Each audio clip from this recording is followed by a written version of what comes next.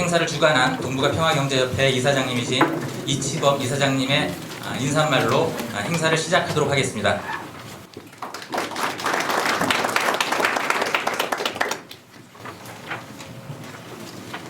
네, 반갑습니다.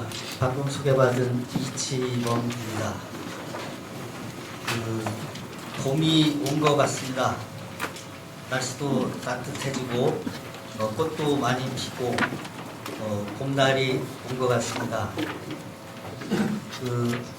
며칠 전에는 꽃샘 추위도 있었지만 역시 진행되는 계절의 변화는 막지 못한 것 같습니다.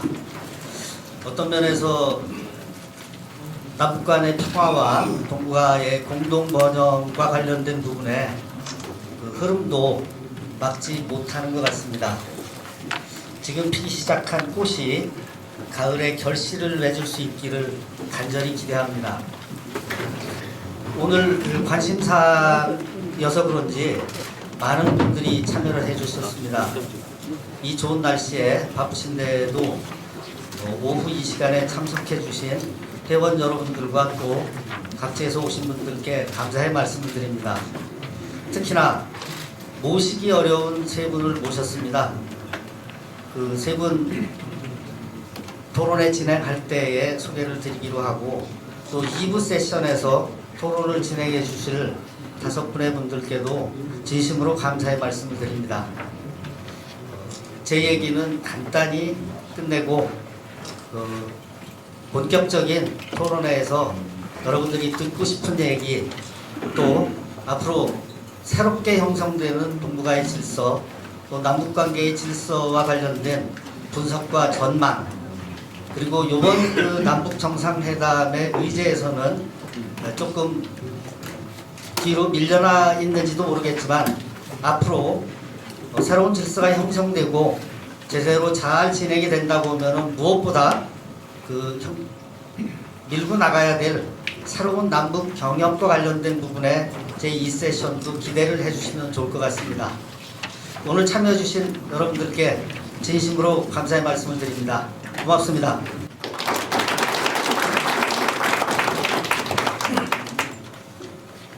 네, 이제 본격적으로 오늘 첫 번째 세션의 주제와 관련해서 좌담회를 시작을 하도록 하겠습니다. 참 숨가쁘게 돌아가고 있습니다. 1월 달에 김정은 위원장이 신년사에서 상당히 변화된 태도를 보이는 발표가 있은 이후에 평창올림픽에 북측과 같이 참석을 하게 되고 또 우리 특사가 내려오고 올라가고 또 미국으로 전달이 되고 그러는 과정 속에서 남북 정상회담이 이루어지게 되고 북미 정상회담이 이루어지게 됐습니다. 더 나아가서 이제 북중 간의 정상회담은 지난달에 이미 치러졌죠. 어제 오늘 아침에 발표에 의하면은 북미 간의 대화도 상당히 진척되는 형태로 나타나고 있는 것 같습니다. 그래서 하룻밤 자고 나면 새로운 소식이 나타나고 있고 또 이런 와중에 틀림없이 뭔가 큰 변화가 일어날 것 같은 그런 좋은 생각이 들고 있습니다. 이런 과정 속에서 저희 협회가 남북 정상회담의 성공적인 개최가 이루어지는데 조금이나 도움이 될 수 있는 방향을 생각하고 남북 정상회담의 의미와 또 앞으로 전개될 방향과 관련된 분석과 전망하는 자리를 만들어 보려고 이 자리를 만들었습니다.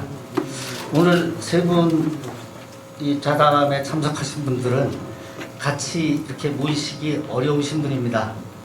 좀 전에 앞자리에 앉아갖고 이종석 장관님하고 이렇게 얘기를 하다 보니까 장관님하고 우리 문정인 특보님하고는 한 8, 9개월 전에 한번 같이 이렇게 자리를 만든 경험이 있고 올 들어서는 처음이랍니다.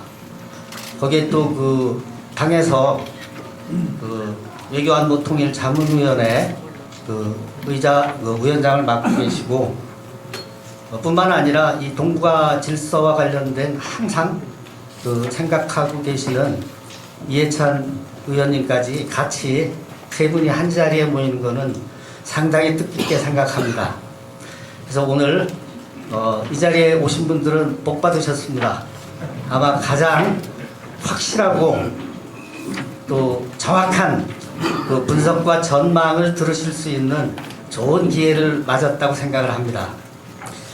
그러면 이제 본격적으로 그 세 분 소개는 뭐 거의 안 해도 너무나 잘 아시기 때문에 그 생략을 하고 본 토론으로 들어가도록 하겠습니다.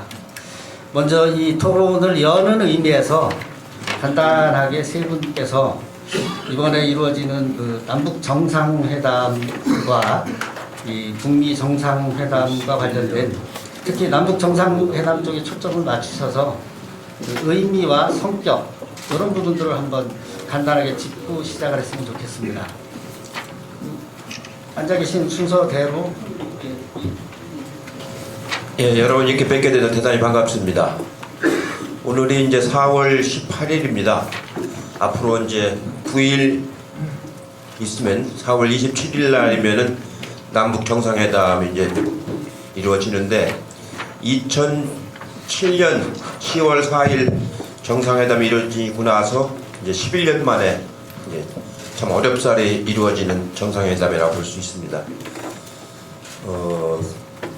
박근혜 이명박 정부가 개성공단도 폐쇄하고 금강산도 폐쇄하고 그러면서 남북관계가 완전히 단절돼 있어가지고 판문점에서도 교신이 안 될 정도로 단절돼 있었는데 이제는 정상회담이 이루어지고 그 다음에 이제 북중 정상회담이 이미 이루어졌고 그 다음에 북미 정상회담이 이루어지고 시진핑 주석이 그 평양을 아마 6월이나 7월에 방문한다는 얘기까지 나올 정도입니다. 특히 미국의 CIA 국장이고 차기 국무장관으로 내정된 폼페이오가 평양에 가서 담판을 했다는 얘기까지 지금 흘러나오고 있는데 저희가 예상했던 것을 훨씬 뛰어넘는 그런 큰 변화가 오고 있는 것 같습니다. 주목할 것은 그 김정은 위원장이 올 신년사거든요. 신년사에서 보면은 두 가지를 강조합니다. 평창 동계올림픽하고 구구절 건국 70주년 행사 등을 성대하게 잘 치러야 되겠다. 그 두 가지를 강조하는 게 그 아주 의미 있는 그 신년사였는데 평창올림픽을 성대하게 잘 치러줌으로써 구구절도 자기들도 성대하게 국제사회 속에서 잘 치러내겠다라는 그런 의도를 가졌던 것 같습니다. 그래서 평창올림픽에도 참가하고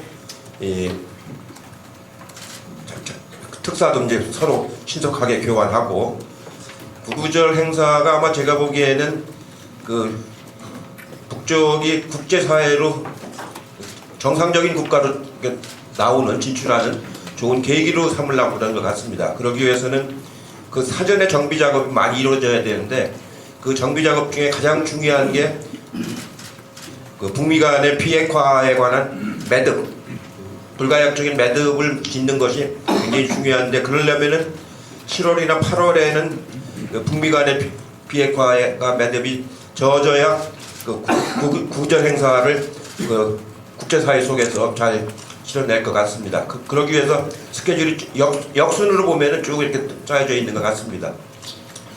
평창올림픽을 계기로 해서 그런 국제사회 전환하는 그런 계기를 삼은 것 같고 아마 지난번에 이정덕 장관님도 어디서 말씀을 하신 것 같은데 작년에 ICBM을 많이 실험을 했지 않습니까? 그게 결국은 그 미국하고 협상할 수 있는 카드를 만드는 협상용 카드를 준비하는 그런 과정이었다. 그때 우리 그 언론에서는 뭐 선제 공격이나 뭐 이런 것이 이루어지는 거 아니냐는 그런 걱정을 많이 했었는데 그보다는 이 국면 전환을 한 카드를 준비하는 과정이었다라고 하는 게 지금 돌이켜 보면은 그 맞는 말이 아닌가 싶은 생각이 듭니다. 물론 외교라고 하는 거는 굉장히 미묘해서 이렇게 잘 가다가도 잘못되는 참 유리잔이 깨질 수도 있습니다. 그래서 굉장히 조심해서 정부도 이제 하고 있고 우리 국민들도 그렇게 기대를 하고 있는데 이번 기회가 정말로 냉전 체제를 종식시키는 아주 중요한 역사적인 기회다 이렇게 생각을 합니다. 제가 얼마 전에 그 중국의 대학에서 강연을 하고서 그쪽 교수들하고 간담회를 잠깐 해봤는데 그 중국 교수들도 이번에는 좀 되는 것 같다. 특히 그 중국 정부도 북쪽에다가 비핵화는 반드시 해야 된다. 그러면 우리로서도 최선을 다해서 그 북중 관계를 잘 도모를 해나가겠다. 이런 메시지를 많이 준 걸로 얘기를 저한테 하는 걸 제가 들었습니다. 아무쪼록 오늘 이 토론에도 그런 의미를 잘 담아서 좋은 생산적인 토론회 되기를 기대하겠습니다. 고맙습니다.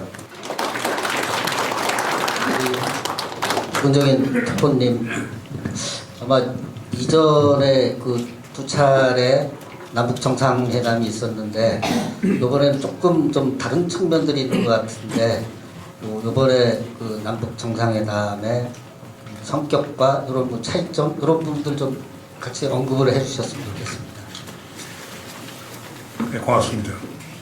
여기 저 이해찬 총리님하고 우리 이종석 장관님 저 세 사람은 2차 정상회담 때 특별 수령으로 다녀왔습니다. 그래서 주암산 축제소라고 하는 데서 저희들이 묵었었는데 다녀온 다음 주암회라는 걸 만들었거든요. 그래서 그 주암회 멤버들입니다. 그러니까 감회가 좀 새롭죠. 정상회담에 대해서 가는 그 소회가 아주 새로운데 우리 정부 측에서 뭐 여러 경로를 통해서 많이 말씀드렸지만 우리 정부가 이번 정상회담에서 한 건 세 가지 의제를 갖고 있거든요. 첫 번째 의제는 한반도 비핵화, 그리고 두 번째 의제는 결국 항구적인 평화 지제를 어떻게 만드는가, 세 번째는 남북한 관계 발전을 어떻게 의미 있게 만들 것인가, 이 세 가지 의제가 있습니다. 그러면 여기서 비핵화 의제라고 하는 걸 뭐 많은 분들은 이런 얘기를 해요. 진짜 비핵화로 갈 수가 있겠는가? 뭐 북한의 비핵화의 개념, 한국의 비핵화의 개념, 미국의 비핵화의 개념들이 다 다르다라고 이렇게 얘기를 하고 하는데 제가 볼 때 다른 건 아닌 것 같고요. 그래서 그거는 이제 우리 1992년 남북한 간에 채택한 한반도 비핵화 선언을 보면은 남북 상방이 결국 핵무기를 실험하지도 제조하지도 소위 보유하지도 그리고 배치 사용하지도 않겠다는 걸 분명히 했고 또 남북 상방이 제3국으로부터 핵무기를 반입해서 그것을 보관, 소위 배비, 그 소위 대치 그 설비를 하고 그 다음에 사용하지 않겠다는 것도 약속을 했거든요.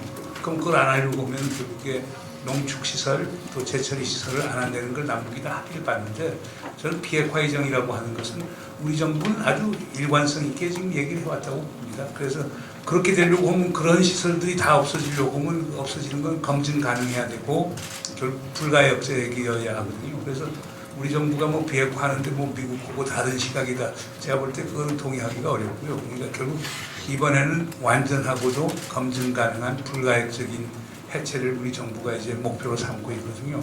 근데 이제 여기 차이점도 있죠. 미국 같은 데는 결국에 리비아 모델이라고 보통 얘기들 하는데 특히 리비아 모델은 그 지금 국가안보보좌관을 된 존 볼튼이 그 당시 부시 행정부에서 국무차관을 했었는데 그때 볼튼 그 보좌관이 강조를 하던 거예요. 그러니까 먼저 다 포기를 하라. 그러면 그에 따른 보상을 주겠다. 그러니까 선택이 후보상 이 주장을 했던 거고 그리고 폐기 자체도 일괄적으로 원샷에 폐기를 하라라고 하는 것이고 지금 북한의 기본적인 입장은 이번에 중국 가서 시진핑 주석하고 얘기하는 거 보면 결국 행동 대 행동 원칙에 의해서 점진적으로 폐기하겠다.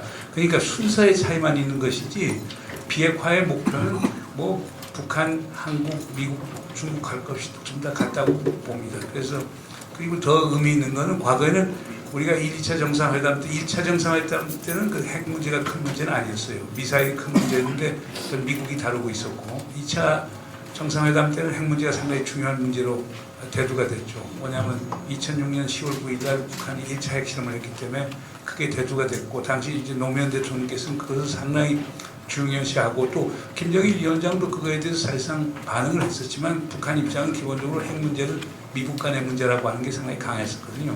그래서 의제화를 안 삼으려고 북한이 했었는데 이번에 하여간 놀라운 거는 우리 정용 실장 서원 원장이 평양에 특사로 갔다 와서 김정은 위원장하고 얘기한 데서는 비핵화용이 있다. 우리에 대한 군사 위협 가하지 않고 체제 위협 가하지 않으면은 우리가 핵무기 가질 이유가 어디 있느냐. 선대의 누군이다 이렇게 얘기를 했기 때문에 처음으로 우리하고 관계에 있어서는 비핵화 의제를 북한이 받아들이는데 상당히 의미가 있는 것 같고요. 그만큼 또 현 정부가 노력을 많이 한 것 같고 두 번째 항구적 평화 체제는 오늘 아침에 또 언론에 떴습니다마는 이미 지난 2007년 10월 4일 남북 정상선언에서 나온 대목이 있습니다. 그 상황인데 그게 이제 결국에 뭐냐면 자 3자 또는 4자 유관국 정상들이 만나서 종전 선언을 하고 그리고 휴전협정 체제를 그건 자연히 그게 이제 종료가 되는 거겠죠. 그러면 휴전협정을 대체할 수 있는 새로운 평화 협정을 만들자라고 하는 합의가 있었습니다. 아마 그거의 연장선상에서 보시면 될 것 같습니다. 그래서 결국 그 이제 3자와 4자의 논의는 좀 이따 하겠습니다만은 이걸 평화체제, 평화협정을 맺는 것 또는 조약을 맺는 걸 남북 간에 하느냐, 북미 간에 하느냐, 남북미가 하느냐, 아니면 휴전협정의 법적 그리고 실질적 당사자인 남북한 미중 사자가 하느냐 이런 논쟁들이 있긴 있습니다만 하나 분명한 거는 자 이제 전쟁 상태는 끝내야 되겠다. 그리고 새로운 이제 평화 체제를 만들어야 되겠다.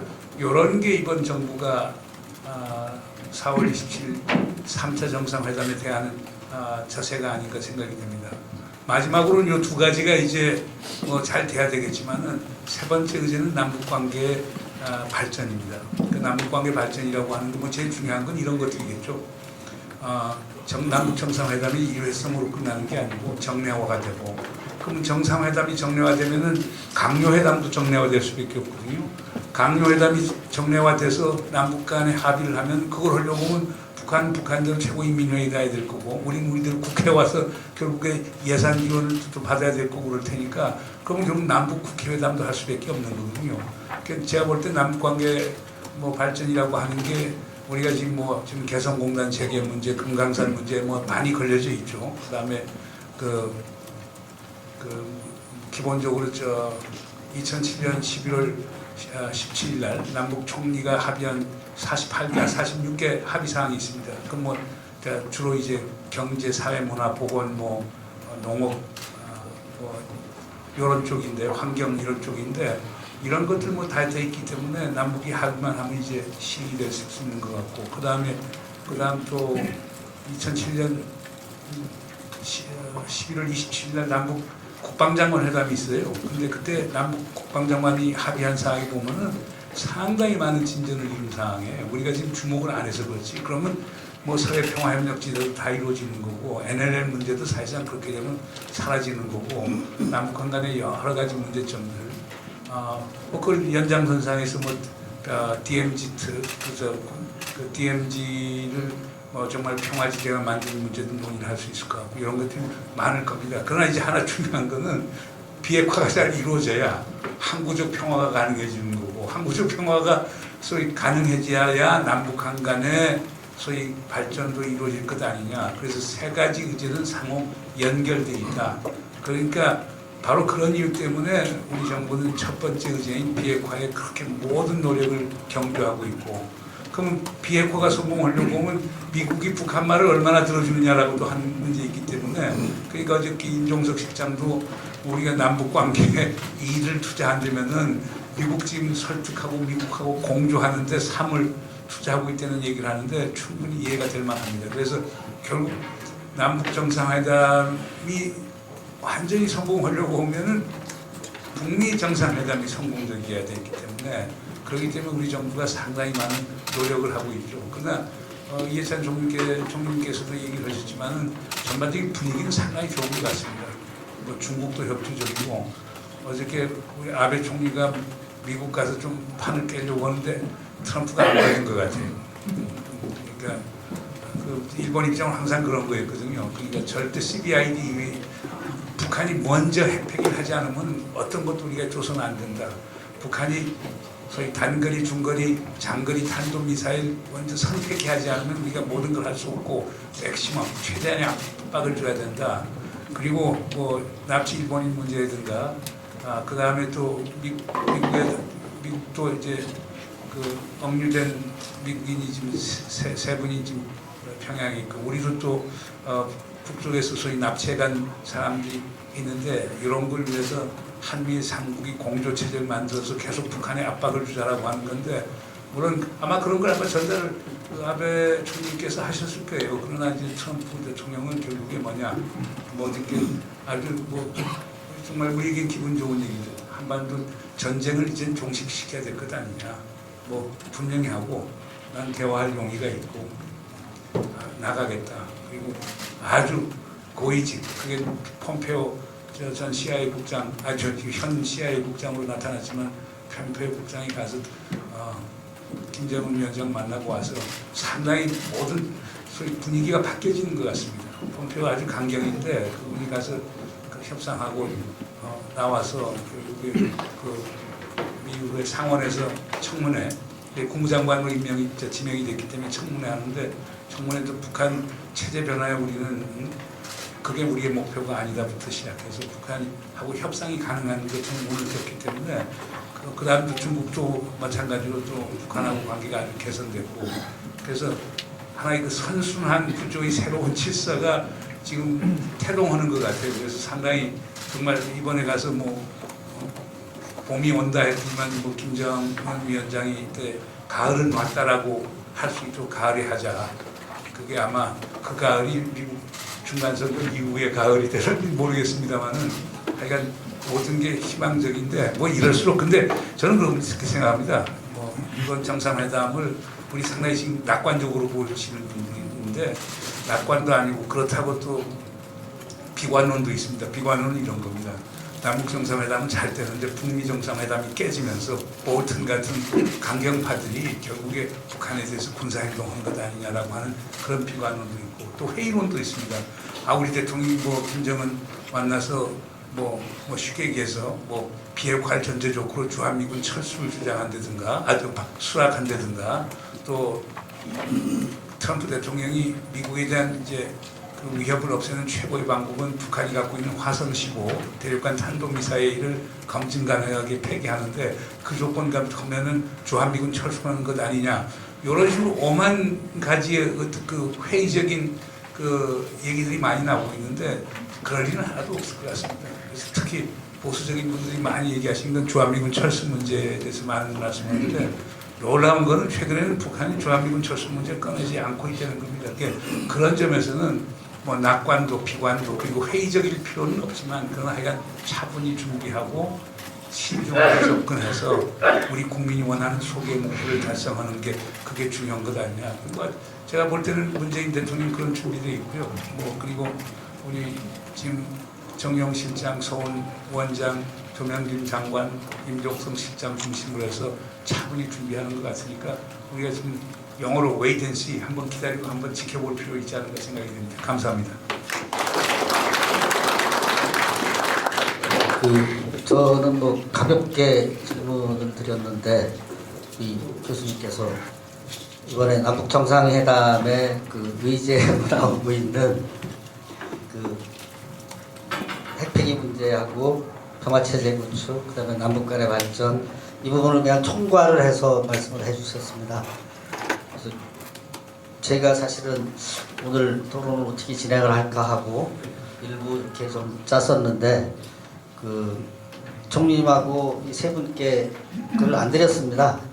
벌써 나오는 자세가 다르지 않습니까? 저는 이만큼 들고 나오는데 세 분은 아무것도 안 들고 나오셔가지고 그냥 자동적으로 나오기 때문에 그 진행되는 거에 의해서 자연스럽게 흘러가는 게 좋을 것 같아서 그 미리 소위 말하는 시나리오를 작성하지 않고 그 임했습니다. 좀 이따 좀 이 세 가지 문제와 관련해서는 주요 이슈인 비핵화 문제, 평화체제 문제, 그다음에 남북 간의 지속적인 발전과 관련된 문제는 조금 더 심도 있게 다루기로 하고 우리 이종석 장관님 이번 남북 정상회담의 뭐 특별한 의미나 성격이나 이런 부분들을 좀 한번 짚어주시기 바랍니다. 예. 요즘은 그 사람들이 저 보면은 얼굴이 밝아지셨어요. 그렇게 얘기합니다. 사실 저 얼굴이 좀 밝아졌고요.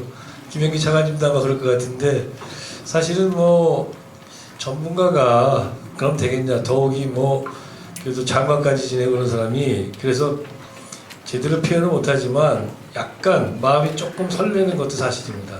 그 이유는 지난 30여 년간 제가 2학년 공부를 해오고 또 현업에도 4년간 있었는데 정말 이런 기회를 맞이하고 싶었지만 맞이하지 못했고요. 또 내가 이런 기회를 맞이할 수 있을까라고 꿈꿨지만은 되지 않았던 지금 기회는 와 있습니다. 그것이 성공해야죠.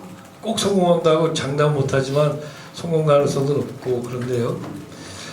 기본적으로 지금 한반도 냉전 구조라고 표현된 이 한반도 대결 구조를 해소하기 위해서는 두 개의 냉전 구조를 이루고 있는 두 개의 갈등 축을 동시에 해결하지 않으면 안 된다. 다시 말하면 남북 대결과 북미 대결이라는 이 두 개의 축을 동시에 해결하지 않으면 안 된다는 것이 우리의 역사적 경험입니다.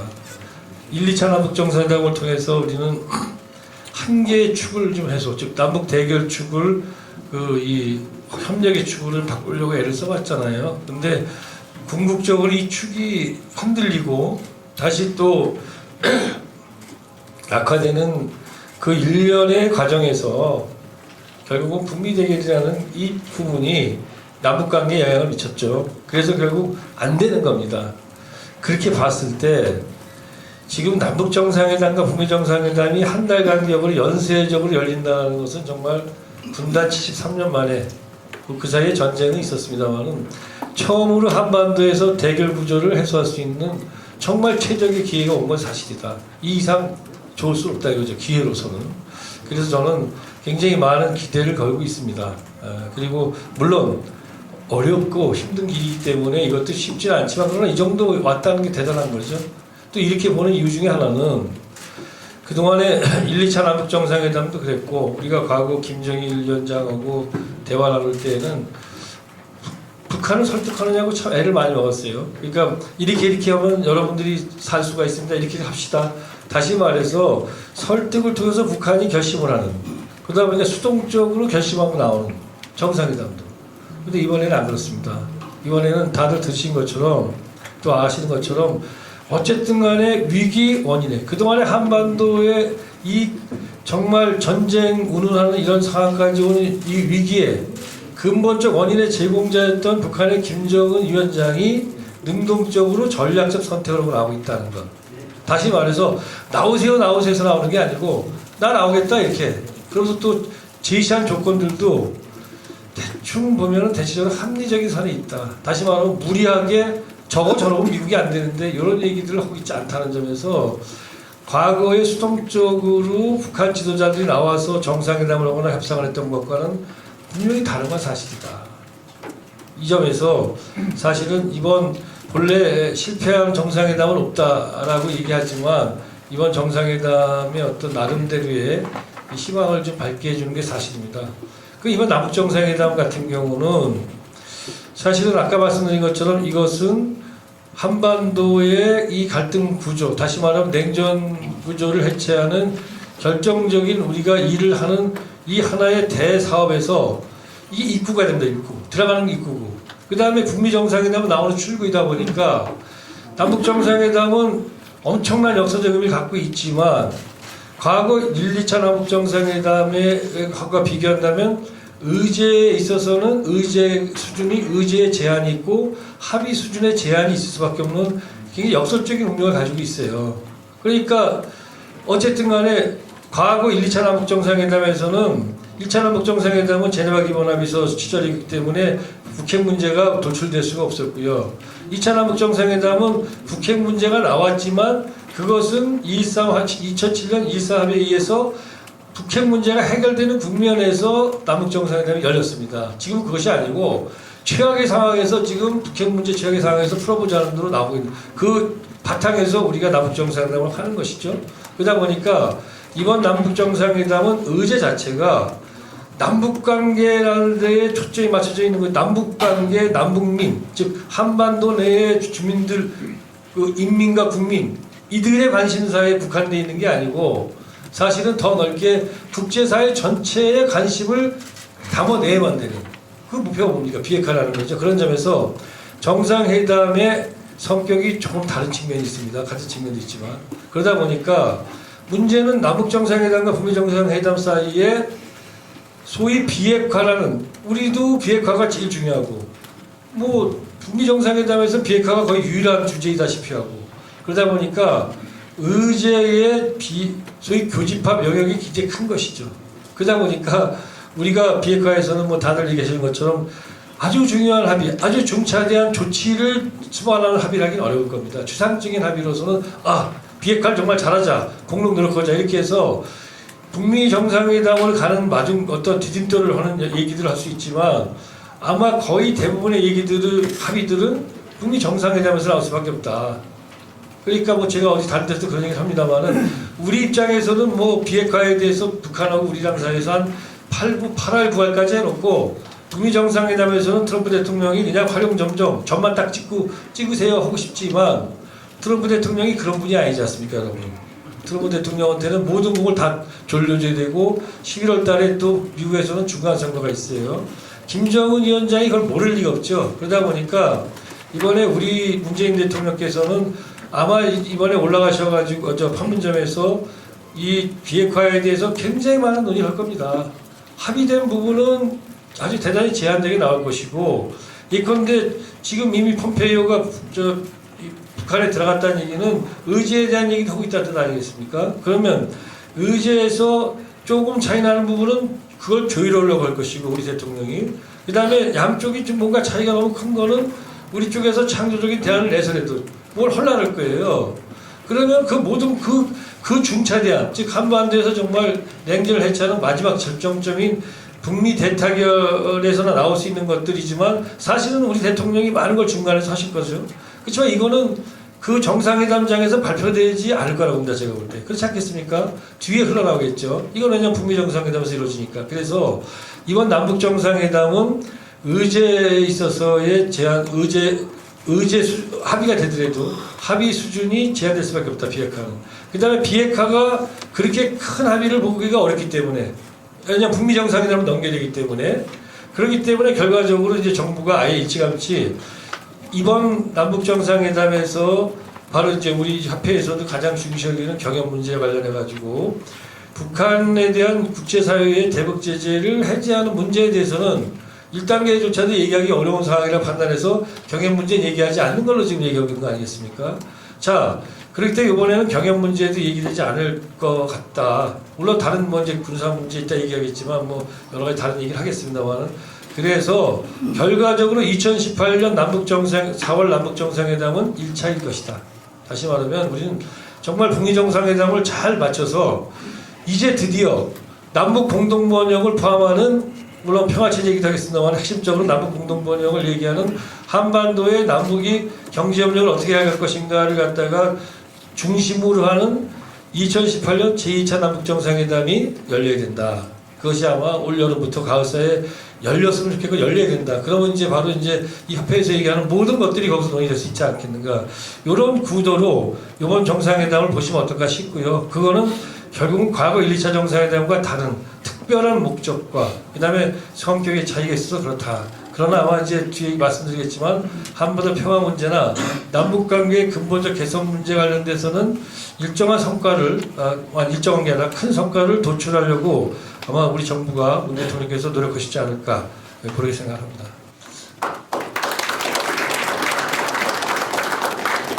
이제 서론격의 말씀을 세 분이 해주시는데 박수를 주셨으니까 지금부터는 이제 말씀 끝나실 때마다 치시고 싶은 마음은 간절하시겠지만 생각을 하고 마지막에 여러 같은 큰 박수를 보내주시기를 부탁드립니다.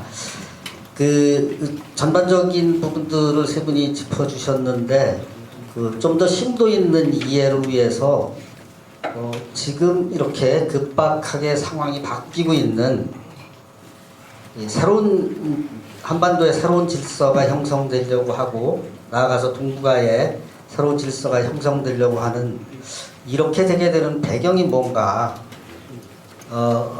혹자에 따라서는 요즘에 얘기 나오는 거가 2차 대전 이후에 동서냉전을 종식시켰던 몰타 회담의 예를 들면서 이번 판점 남북 정상회담이 제2의 몰타 회담이 될 가능성이 있다. 이렇게까지 얘기를 하는데 어떠한 배경과 요인들이 주로 이제 뭐 북한과 미국과 뭐 중국과 한반도 주변의 이 국가들의 어떤 변화들이 이렇게 큰 새로운 질서를 갖고 오게 됐는가 하는 부분을 한번 배경을 더듬어 보는 거가 앞으로를 예측하는 데도 도움이 될 것 같습니다. 뭐 혹자에 따라서는 그 트럼프 정부의 뭐 미국 같은 경우에 뭐 선거를 의식한 부분 뭐 이런 여러 가지 얘기들도 나오고 있는데 좀 깊이 있는 심도 있는 분석을 다시 우리 저기 이종석 장관님부터 그 북측과 관련된 부분, 그다음에 문정인 교수님이 미국이 이렇게 전향적으로 나오게 되는 배경, 그다음에 그 총리님이 그 중국의 그 흐름 이런 부분들을 세 분이 한번 그 북한, 미국, 중국 순서로 정리를 좀 해주셨으면 좋겠습니다. 예, 그 이번 정말 신질서가 됐으면 좋겠다는 이제 염원을 가지고 신질서를 나가는 방향이라는 제 입장에서 말씀을 드려보겠습니다.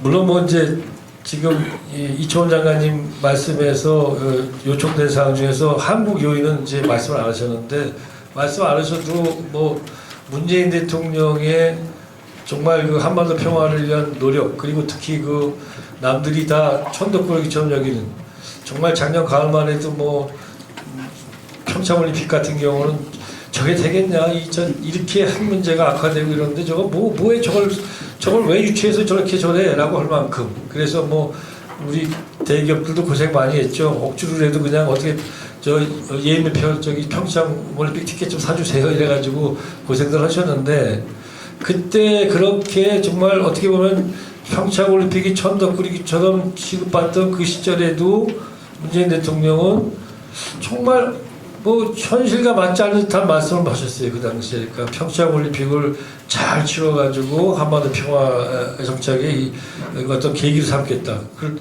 저게 가능할까? 저게 2월달 얼마 안 남았는데 그러나 그걸 향해서 끊임없이 강한 의지를 밝히고 또 실천을 하셨습니다. 특히 2017년 12월 19일 날 아시는 것처럼 그 미국하고 한미연합 군사훈련 연기가 합의되지 않은 상태에서 먼저 내가 한미연합 군사훈련 연기하자고 제안했다라고 얘기를 함으로써 결국은 북한이 이 평창올림픽에 나올 수 있는 시간적 여유를 주고 여건을 주면서 이제 상황을 만들어 왔습니다. 그리고 아시는 것처럼 뭐 이미 다 폼페이오가 지금 그 평양에 들어갔다는 얘기도 결국은 한미 정보당국 간에 상당한 교류가 있었고 교류 속에서 미국은 아까 또 말씀하신 것처럼 이 상황에 대한 판단을 갖다가 작년 11월 이후에 상황 판단에서 총리님 말씀하신 것처럼 그건 뭐 기본적으로 아주 상당히 그 북한이 정말 이제는 갈 때까지 간다고 생각해서 정말 커피 전략까지 얘기하면서 뭐 북한에 대한 선제 타격을 얘기했지만 우리 쪽 얘기는 그게 아니고 자 이제는 뭔가 대화로 나가는 것 같다라고 하면서 미국과 지속적인 정보 교류 속에서 우리 쪽의 판단이 상당한 신뢰를 얻게 됐고 그런 신뢰를 얻은 것들이 결과적으로 제가 생각할 때는 우리 대북 특사단의 그런 어떤 그 김정은 위원장의 메시지가 북미 정상회담으로까지 이어졌고 그 과정에서 트럼프가 아마 우리 정부가 어떤 분들은 한미협력 잘 되냐라고 자꾸 의문시하시지만 가장 기본적 바탕에서 한국 정부의 정부 판단과 상황 판단과 그 다음에 타개 능력에 대해서 일단 미국이 신뢰했다. 그 점에서 저는 일단 한국 정부가 한 역할에 대해서 특히 이번 이 새로운 변화와 질서의 마중물을 만들어냈다는 것에서 굉장히 높이 평가해야 된다고 생각을 하고요. 그걸 전제로 해서 김정일 북한 얘기를 하면은 북한 같은 경우는 두 가지라고 생각합니다. 지금 우리가 지금 이제 아까 그 문정인 선생님도 말씀하셨잖아요. 많은 분들이 북한의 비핵화 의지를 못 믿고 또 비핵화에 대한 것도 비핵화라면은 그냥 핵이 없는 북한이 비핵화인데 뭐 그거 가지고 뭐 비핵화 개념이 미국이 다르고 북한이 다르다 이렇게 얘기하는 분들도 있고 그런데 명확한 것은 북한 김정은이 조건부지만 핵 없는 북한을 만들겠다는 명확한 의지를 밝혔다는 건데 이 의지는 사실은 뭐 전부터 갖고 있었다고 거라고 생각합니다. 다만 국가 핵무력 완성을 선언하고 나서 가장 미국하고 자기 나름대로 자기 체면을 걸어서 어떤 분들은 북한이 핵무기가 완전히 핵무기 체계가 완성되지 않았다고 보는 분도 있으니까 그런 분들이 볼 때는 김정은이 자기 체면을 걸고 그래도 난 갖고 있어. 갖고 있으니까 난 가질 거 다 갖고 있어. 미국 네가 나하고 이거 내려오려면은 줄 거 다 주고 협상하든지 아니면 네가 나한테 이거 안 주면 나한테 내가 원하는 그런 그 뭐 체제안전 보장이나 군사적 위협 이거 안 해주면 나는 그냥 뭐 하루 세끼 먹고 살 거야. 아니 세끼 안 돼도 좋아. 먹고 살 거야. 이런 자신감을 갖는 이제 포맷을 갖다가 이제 올 작년 11월부터 이제 만들어낸 거라고 생각이 됩니다. 그런 점에서 기본적으로 북한의 김정은 위원장의 비핵화라는 것은 그동안에 가지고 있는 의지로서 가지고 있었다. 왜 이렇게 말씀드리냐면은 김정은이가 원하는 거는 핵무기를 갖는 북한이 결국은 김정은의 유토피아가 핵무기를 가지고 근근히 김정은은 김정일하고 다릅니다. 김정일 시대보다 훨씬 더 지금이 경제 사정이 낫죠. 그 다음에 김정은은 굉장히 과제정갈이고 뭔가 실용주의이기 때문에 고강도 국제사회 제재와 압박에 대비해가지고 이미 상당 부분 준비를 해놨어요. 몇 년 정도를 갖다가 세끼 먹는 거 정도까지는 가능할 것 같아요. 그 뒤는 모르지만 이렇게 해놨는데 지금 왜 나왔느냐? 그 이게 뭐냐면 김정은이가 원하는 것이 핵무기 가지고 하루 세끼 먹는 것이 그의 유토피아가 아니고 자기 체제가 안전보장, 자기 권력과 체제가 안전이 보장될 수 있는 시스템만 맞춰진다면 결국 중국 이상의 고도성장을 이뤄서 쉽게 말하면 전혀 다른 북한을 만들겠다는 생각을 갖고 있는 것 같아요. 그렇기 때문에 지금 나오고 있다는 거죠. 이렇게 말씀드린 이유는 북한을 볼 때 두 개의 키워드 갖고 봐야 된다 지금. 하나는 비핵화, 또 하나는 경제개방, 시장개방이죠. 이 북한 김정은이는 이미 한 4, 5년 전, 2013년 이후에는 특히 북한 경제를 지 나름대로 재구조화하기 시작했습니다. 개혁하고 개방하고. 그러니까 뭐 그야말로 우리가 볼 때는 외자 유치를 기본적인 명분으로 삼고 있는 경제개발부라는 걸 갖다가 경제특급위에 2013년 이후에 22개를 만들어놨는데 그게 제대로 되겠습니까? 제재가 해제돼야만 가능한 거잖아요. 근데 김정은이가 그런 식으로 경제개방을 쭉 하면서 바로 그런 경제개방과 개혁의 효과 때문에 우리가 그렇게 찍어 누르는데도 북한 경제에 대해서 이상한 거죠. 그렇게 찍어 누르고 압박을 하면 뭐가 뭐 그야말로 뭐 몇십만 명이 죽어나간다고 굶어 죽는다 그래야 되는데 여전히 뭐 이상해요. 북한 갔다 오더니 북한이 뭐 경제학자들은 마이너스에 성장했다 그러는데 갔다 온 분들은 아니 뭐 북한의 뭐 휴대폰이 뭐 100만 대래요. 그 다음에 200만 대래요. 300만 대 지금 500만 대래요. 거기다가 뭐 며칠 전에 누가 제재 효과가 엄청 컸습니다 그러니까 김영희 산업은행 그 북에서 오신 오셔가지고 박사 받고 지금 연구하시는 분이 아니 제가 최근에 이쪽 그 북한의 그 물가 동향을 보는데 쌀값도 기름값도 큰 변화가 없어요. 그걸 어떻게 설명하실까요? 이렇게 얘기하고 있어요.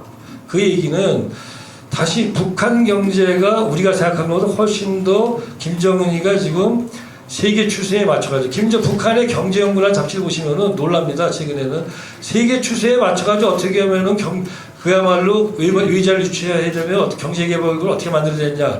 꼭 옛날에 박정희 시대에 그 개발 독재할 때의 교과서 같은 얘기를 하고 있어요. 그렇게 바뀌어 있다는 거죠. 근데 우리가 그걸 보지 않았기 때문에 김정일이가 놀라운 변신을 한 것처럼 얘기하자면 김정은을 변신한 게 아니고 우리는 오로지 핵만 봤어요. 김정은에 대해서. 그래서 북한의 김정은은 상당한 정도로 제재와 압박이 풀리면은 지 경제가 고속 성장할 수 있는 그런 틀을 지금 만들어 놓고 있다. 그런 예로서 저는 이제 그렇게 생각합니다. 저는 경제학자는 아니지만 자 북한이 가지고 있는 경제자원적 요소 중에서 굉장히 아주 비교 우위가 강한 것. 다 아시는 것처럼 산업노동력 이건 뭐 지금 개성공단에서 나름대로 입증이 됐을 뿐만이 아니라 지금 뭐 중국의 기업들이 그냥 입을 질질 군침을 흘리는 것이 북한 노동력이죠. 세계에서 가장 낮은 문맹률의 근면성 우리랑 비슷합니다. 우리보다 전체적으로 생산성은 조금 낮지만 기업 입장에서는 참 이렇게 얘기하기 뭐하지만 노조 없는 대한민국 노동력이 북한의 산업 노동력입니다. 그러니 우리 기업들이 그 완전 꿈의 노동력이죠. 거기다가 저개발 국가에서는 존재할 수 없는 수만 명의 IT 고급 인력이 있어요. 거기에다가 아니 뭐 최근에 이제 저는 전에 제가 한번 그런 칼럼도 쓴 적이 있는데 북한의 소비품이 보고 초콜릿 이런 것들도 먹어보면 맛이 우리랑 비슷한 거예요. 라면도 그렇고. 저개발 국가의 기업품이라는 것은 우리가 먹지 못합니다. 근데 저기는 이상해요. 그러니까 경법 기술도 생각보다 높아요. 거기다가 전통적인 지하 자원은 또 무한정 있죠. 거기다가 뭐 지금 우리 중국의 1대1로와 우리의 신국방 정책이 만나게 되면 그 물류의 그 기지로서 얼마나 큰 장점이 있어요. 이런 엄청난 경제 자원적인 장점을 가지고 있기 때문에 북한은 실제로 김정은이 만약에 지금 국제사회의 제재와 압박을 받지 않는다면은 제가 볼 때 15에서 20% 성장을 수십 년간 할 가능성이 높다. 이제 김정은이 그걸 본 거죠. 다만 이럴 때 그러면 정치 체제가 안전할 거냐? 뭐 전통적인 자유주의 이론가들은 그렇게 보지 않습니까? 아니 뭐 일반적으로 권위주의 체제에서 경제가 발전하면 이제 주민들이 먹고 살만하면 정치 변화를 요구한다. 근데 거기에 대해서는 중국 공산당이 수십 년간 보석 성장을 하면서 중국 공산당이 튼튼하다는 걸 봤단 말이죠. 이게 김정은한테 아마 벤치마킹이 되고 롤 모델일 거예요. 그런 점에서 김정은이 원하는 것이 경제다 사실. 체제 안전 보장은 기본이고 그 밑바닥은 경제다. 이렇게 보면은 최근에 김정은이가 움직이고 있는 모습, 다시 말하면 김정은이 원하는 북한 사회라는 게 과거 병영국과는 전혀 다른 거다. 이렇게 보시면은 왜 저렇게 움직일까 하는 거에 대해서 조금은 나름대로 답이 나오지 않을까 그렇게 생각합니다. 예, 고맙습니다. 뭐 때로는 미국과 관련해서는 뭐 중간선거, 재선거 뭐 이런 부분 얘기를 하고 또 북측은 그거를 통해서 그 시간 벌기를 한다고 하는 일부의 그런 의견들도 있고 그런데 우리 그 교수님이 분석하시는 미국의 이 변화된 전환이 어디서 오는가 한번 말씀 부탁드립니다. 글쎄 우리 총리님께서 구구절 말씀을 하셨는데 북한에서 큰 명절로 따지면 구구절이 큰 명절은 아니거든요. 근데 김정은 위원장이 이번 구구절을 이렇게 클로즈업을 한 걸 보면은 구구절 전까지는 미국하고의 관계를 정말 정상화시키겠다라고 하는 의지가 강한 것 같아요. 그럼 그러려고 하면 트럼프 대통령한테 선물을 줘야 될 거고 그 선물은 아마 중간선거에 유용하게 사용할 수가 있겠죠. 11월 6일이 중간선거니까. 그러니까 우리가 북한의 일련의 행태를 보면요 상당히 전략적인 거고 상당히 긴 시간을 보면서 포석을 하는 것 같은 느낌이 들어요. 그런 점에서는 중간선거 팩터도 있는데 저는 근데 중간선거 팩터로 작용을 하겠지만 더 중요한 건 트럼프 개인의 팩터가 아니냐. 트럼프 팩터가 상당히 중요하다고 보는 거예요. 왜냐하면 우리 특사단이 가서 이제 그 김정은 메시지를 전달하지 않았어요. 그러니까 트럼프 이제 그 결정을 내는데 직접적 결정을 내렸는데 주변에 뭐 맥마스터 뭐 안보 보좌관부터 시작해서 매티스 국방장관 할 거 없이 주변에 참모들이 다 반대되는 거예요. 근데 트럼프가 결정을 내리고 마치 저 리얼리티 쇼 하듯이 그냥 바로 저 프레스룸에 내려가서 나 5시에 한 특사단이 와서 기자회견을 한다고 본인이 전부 다 오케스트레이트를 하는 거예요. 이런 건 완전히 트럼프 개인의 결정이라고 볼 수가 있는 거거든요. 그러니까 그런 점에서는 그러니까 트럼프 대통령이 그때 했던 얘기를 제가 어디 미국 지인 앞에 들은 얘기가 있어요. 그 즈음에 이제 한 거는 왜 오바마가 성공 못하는 줄 알았느냐? 왜 부시가 성공 못했느냐? 북한하고 다루는데 빅딜을 못해서 성공을 못했는데 그 이유가 뭐냐? 다 당신 같은 참모들 때문이다. 뭐 지도자가 뭐 하나 하려고 하면 참모들이 다 이래서 안 되고 저래서 안 되고 그러니까 하나도 안 됐다. 그러나 그 개의치 않고 하겠다. 이런 결단이 상당히 크게 작용을 한 것 같아요. 그러면 트럼프 대통령이 이런 결단을 내리는 데는 어떤 것들이 있냐? 저는 하나는 문재인 대통령의 역할이 상당히 크다고 봅니다. 작년 11월 방한 이후에 트럼프 대통령이 문재인 대통령에 대해서 보는 시각이 상당히 다릅니다. 우리 대통령의 진정성을 상당히 믿는 것 같은 것을 제가 미국 여러 차례 가서 제가 워싱턴에서 얘기해서 듣고 그러거든요. 이게 많은 분들이 그렇죠. 아베하고는 뭐 골프 치면서 아베가 뭐 벙커에 그냥 빠지는 그런 쇼까지 하면서 그러고 뭐 일본의 제일 좋은 뭐 화식까지 먹으면서 이렇게 트럼프하고 아베 사이는 뭐 퍼스널 본드가 좋다고 뭐 한국의 매체들이 많이 얘기를 했죠. 우리 대통령이 감이 안 된다고 그러는데 저는 그렇게 보진 않아요. 우리 대통령의 진정성이 가령 예를 들어서 뭐 11월 방한했을 때 우리 대통령이 새벽 5시에 저 판문점 가서 그냥 소위 문산 쪽 가서 기다리고 있었잖아요. 근데 안개 때문에 그 트럼프 대통령 헬리콥터가 못 떠서 못 갔거든요. 근데 트럼프 대통령이 그런 걸 보면서 얼마나 상당히 그 고마워했겠어요. 그 미국의 대통령이 거기 가서 기다리는데 거의 뭐 4시간 가량 그 시간을 소비한 거죠. 근데 결국 트럼프 대통령이 물었지만 이런 것들이 사소한 것 같지만 그게 상당히 통했다고 봐요. 그래서 저는 외교는 특히 정상 외교는 기술의 문제가 아니고 진정성의 문제라고 봐요. 그래서 그런 점이 상당히 작용을 했고 그런 것도 1월 4일을 트럼프 대통령이 먼저 전화해갖고 우리 남북 관계 개선하는데 반대하지 않는다. 계속하라. 그리고 한미 연합 군사 연습 훈련 지연시키자. 트럼프 대통령 입에서 나왔던 말이에요. 그게 엄청난 어떤 그 우리 대통령에 대한 신뢰 이런 것들이 좀 가능할 거라고 보지는 않거든요. 그래서 그리고 그런 점에서 그 한국 측의 의견은 상당히 청취를 하고 있다라고 하는 것. 그리고 그거에 관심을 두고 그거에 그만큼 행동을 했다라고 하는데 이런 큰 결단이 나온 것 아니냐 하고 그다음 두 번째 제가 또 미국 측에서 듣는 얘기인 거예요. 이방카가 여기 왔다는 게 상당히 효과가 컸답니다. 이방카가 여기 상당히 환대를 받지 않았습니까? 그리고 그 아버지한테 이제 트럼프 대통령한테 그대로 전달을 했고 그리고 트럼프 대통령이 결국 그 한국에 대한 이미지를 가는 데 상당히 도움을 주는데 이건 무슨 얘기냐면 한미가 지금 같은 배를 타고 같이 간다라고 하는 걸 보여주는 거거든요. 그래서 그런 점에서 미국의 변화라고 하는 것은 결국에 트럼프 팩터다.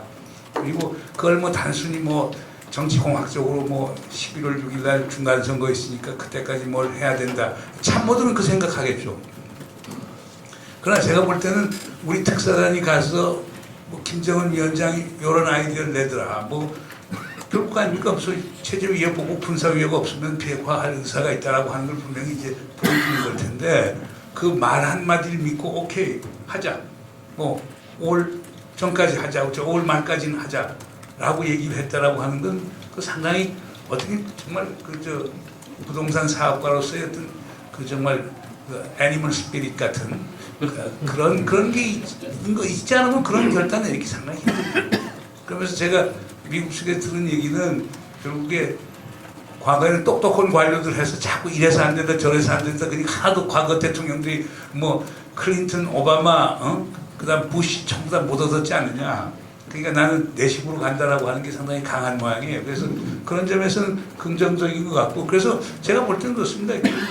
트럼프 대통령의 일종의 원맨 쇼죠. 그러나 상당히 긍정적인 거라고 볼 수 있죠. 그게 트럼프 대통령 그럴 거예요. 그러니까 나는 지금 북한 그 김정은하고 그 정상회담을 해서 아마 3가지를 얻고 싶어 할 거예요. 과거 대통령들은 뭘 했는데 나는 빅딜을 해서 만들었다. 그게 내가 옳다. 그리고 그들이 잘못됐다라고 하는 걸 보여주는 거 하나고 두 번째 가서 성과를 얻어야 되겠죠. 핵이나 미사일, 특히 ICBM처럼 이제 미 본토에 위협이 되는 거 어떤 식으로 북한 측의 양보를 얻어서 나는 미국 국민을 북한의 위협으로부터 벗어나게 만들었다라고 하는 것. 그리고 한번 세 번째 요건 꼭 아마 포함시키지 않을까요? 난 그렇게 했는데 돈 한 푼도 쓰지 않았다. 나로 싱글판이. 그러니까 이제 그런 게 이제 트럼프 대통령의 있던 게 마인셋인 것 같은데 그걸 우리가 잘 활용만 하면은 하여간 뭐 아까 우리 이종석 장관께서 남북 정상회담이 입구에 있는 거고 북미 정상회담이 출구라고 하면은 그런 걸 우리가 잘해서 미국하고 커뮤니케이션을 잘하면은 좋은 결과 나올 것 아닌가 생각이 됩니다. 혹시 기후인지 모르겠지만 이 부분과 관련된 거가 트럼프 개인의 팩터에 의해서 움직인다고 하면은 또 트럼프 마음대로 하면은 이거 헷갈리게 되는 거 아니? 그 개연성은 있죠. 그러나 지금부터 초장부터 그렇게 판을 깨지 않으면 얼마나 좋은 겁니까? 그러니까 네. 만약에 초장부터 안 한다고 북한을 막 믿지 못하는 상대니까 그냥 북한을 악마화시켜서 북한하고 대화 안 한다 그런 식으로 나가버리면 특히 오바마 대통령이 북한을 사실상 악마화시켰거든요. 그래서 전략적 인내 정책 갖고 하다가 아무것도 못 얻은 건데 그거보다는 나 북한하고 얘기해 볼게 얘기하는 트럼프가 훨씬 낫지 않을까요? 그런 면에서는 또 어떤 면에서 과제가 또 하나 주어지는 것 같습니다. 이게 잘 그 북미 정상회담까지 간 다음에 만 변에도 그 되돌릴 수 없는 어떤 뭔가의 장치를 만든다든지 이 사자라든지 육자라든지 이런 그 국제관계 속에서 트럼프를 헷갈리지 않게 하는 어떤 장치를 만든다든지 뭐 이런 필요가 대두가 될 수 있는 그런 부분이 아닐까 하는 생각이 언뜻 떠올랐습니다. 아니 북한 쪽에서 그걸 아마 원하겠죠. 북한 쪽에서는 결국에 북미 대화를 누군가 담보해 줄 수 있어야 되지 않느냐. 유엔이 담보해 주는 건 믿지 못하겠다. 그렇기 때문에 결국에 중국이 관여를 해야 될 거고, 그다음 일본도 납치 문제 해결해서 일본도 관여를 하고, 심지어 EU까지도 원하는지 모르죠. 그러나 기본적으로는 이건 미국 간의 문제니까 트럼프 대통령이 결단, 그리고 대통령이 결단 일단 내리면은 쉽게 번복하기 힘들 겁니다. 다음은 이제 그 총리님 중국 사례가 됐습니다. 예, 그 중국 사람들하고 이렇게 얘기해 보면은 북한 핵 문제 때문에 제일 피해를 보는 사람은 중국이라는 얘기를 자주 해요.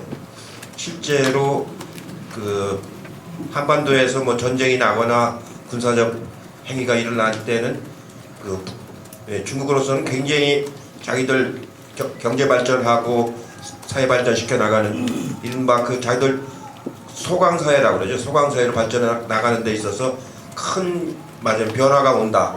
이걸 굉장히 걱정을 많이 하고, 또 실제로 낙진이 떨어질지 모른다는 그런 걱정도 많이 합니다. 이렇게 굉장히 민감한데, 예, 북한이 이제 그 2006년에 핵실험했을 때는 그때는 이제 후진타오 주석이 있을 때인데 굉장히 단호했습니다. 그 탕제시엔을 특사로 보내가지고 2차 실험을 할 거냐를 확인해 오라고. 그래서 탕제시엔을 제가 만나봤는데 가자마자 인사만 하고서 그 질문을 자기가 먼저 했다고 그래요.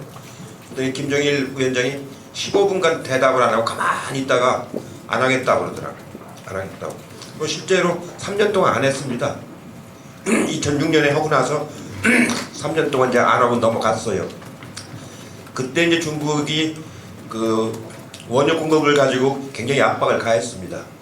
지금은 얼마를 주는지 모르겠는데 그 장쩌민 주석의 표현에 의하면, 제가 특사로 갔을 때 표현에 의하면 북한이 필요로 하는 그 원유의 70%를 자기들이 공급하고 있다. 직접 그 저한테 그렇게 말씀하신 적이 있어요. 그러니까 아마 70%를 가지고 유출해 보면은 한 100만 톤 정도 줬던 것 같아요. 한 150만 톤이 필요한데 100만 톤 정도를 이제 중국이 줬는데 요즘에는 그게 많이 줄어드는 것 같아요. 그래서 조금씩 좀 압박을 이렇게 이제 가해 나가는. 그래서 이제 북한의 핵실험에 대해서 그 제일 부담스럽게 생각하는 것이 이제 중국입니다. 그러면 이제 미국은 자꾸 중국 보고 제재를 강화하라 하는데, 제일 큰 강화는 이제 경제적으로는 거래를 못하게 하는 거. 아까 말한 인력 자원도 거래를 못하게 하고 상품도 거래를 못하게 하고, 그 다음에는 이제 아까 말씀드린 그 원유 공급을 하는 거. 이걸 계속 하는데 이 트럼프가 그렇게 중국한테 요구를 하니까 실제로 중국도 제재를 많이 강화를 했습니다. 제가 특사로 가서 이제 그쪽 고위층들하고 얘기해 보면은 원유 공급 중단하라는 말만 빼놓고는 나머지 제재는 자기들이 충분히 다 할 수 있다. 그런 방법이 많이 있다. 원유 공급 중단은 그건 안 된다. 그건 기본 입장입니다. 원유 공급이 안 되면은 이 급변 사태가 온다고 지금 중국을 보고 있거든요. 그래서 이번에도 이제 대통령 모시고 그 수행을 갔더니 그쪽 고위 당국자가 정상회담에서 원유 공급 중단을 요구하지 않았으면 좋겠다. 그 말은 안 하는 게 좋겠다. 그래서 이번에 문재인 대통령은 그 말을 안 하셨어요. 안 했더니 이제 저녁 만찬할 적에 내 옆에 앉았던 그분이 고맙다고 그 요구를 안 해서 그 민감한 거 빼놓고는 많이 압박을 가했어요. 특히 이제 그 밀무역하는 것도 그 전에는 방치하다가 아주 압박을 많이 가하고 이렇게 해왔는데, 작년에는 이 대외연락부장인 송타오를 특사 자격으로 보냈는데 그 김정은 위원장이 면담조차 안 해줬거든요. 그래서 빈손으로 왔는데, 이번에는 김정은 위원장이 아까 말씀하신 그 미국하고의 틀어질 거에 대비해서 안전장치를 하기 위해서 중국에 자기가 먼저 찾아간 거거든요. 그래가지고 중국으로부터 굉장한 보장을 받은 것 같아요. 그러니까 중국으로서도 이 북미 간에만 이게 가서는 안 되기 때문에 이걸 잡아가지고 지원을 약속을 하면서 뒷받침을 하겠다, 이런 그 정상 간의 대화가 있었기 때문에 아마 6월이나 7월에 시진핑 주석이 이제 평양을 간다 이렇게 이제 해서 그걸 더 확실히 하려고 하는 그런 입장을 가지고 있는 것 같고요.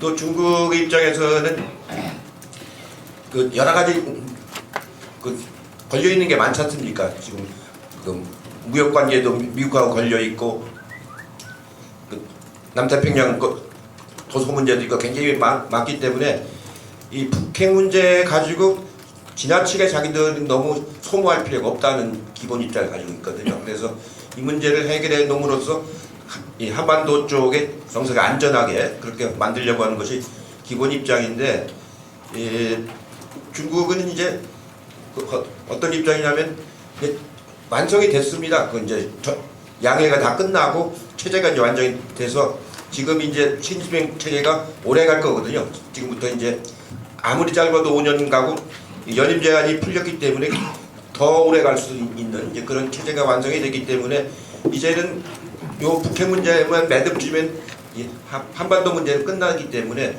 이번에 차제 북미 간에 저렇게 얘기가 이루어지는 가운데 매듭을 지려고 할 것 같습니다. 그리고 참고적으로 말씀을 드리면은 그 틸러슨하고 폼페오하고 이제 트럼프한테 보고를 하는데 그 폼페오 CIA 국장 보고하는 것이 훨씬 더 신속하게 올라간다고 그래요. 그리고 거기에는 KMC라고 코리아 미션 센터라는 기구가 하나 있어가지고 거기서 종합해서 정보를 올리니까 훨씬 더 빨리 올라가고 신속하고, 아마 폼페오가 4월 초에 그 평양을 갔다 왔다고 하면 고무렵이 그 국무장관으로 그 인사이동 시키려고 했던 그 무렵하고 거의 일치하는 거라고 느껴지는데, 그 얘기는 폼페오가 평양에 갔다 와서 뭘 들고 와가지고 성공적인 걸 들고 와서 그 일을 국무장관이 돼서 추진하라, 그런 뜻으로 저는 읽고 있어요.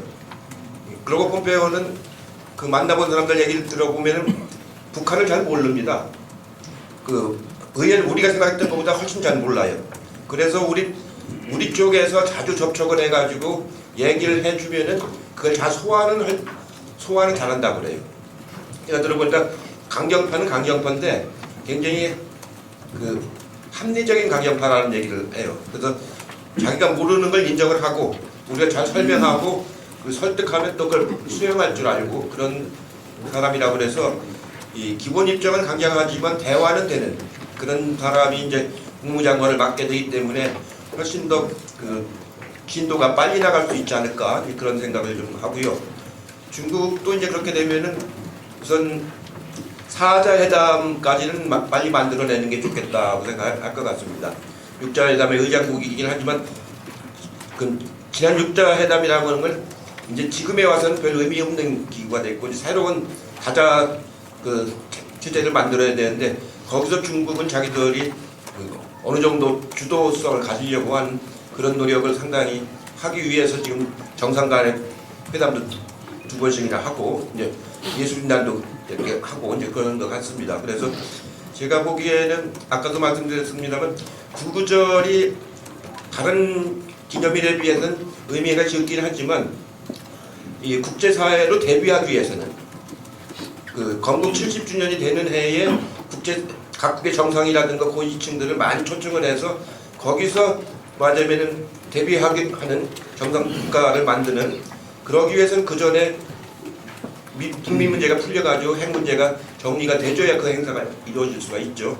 그래서 쭉 이렇게 보면은 이 북이 작년 그러니까 ICBM 개발 때부터 1년의 스케줄을 역으로 쭉 짜가지고 움직인 게 아닌가 하는 생각이 들고, 이 중국도 이제 작년하고 북의 태도가 그렇게 바뀌니까 송대훈을 안 만나줄 때하고는 지금 180도 바뀐 거 아닙니까? 그래서 중국도 그 기회를 안 놓치려고 하는 그런 흐름이 있어 보인다는 말씀을 드리고 싶습니다.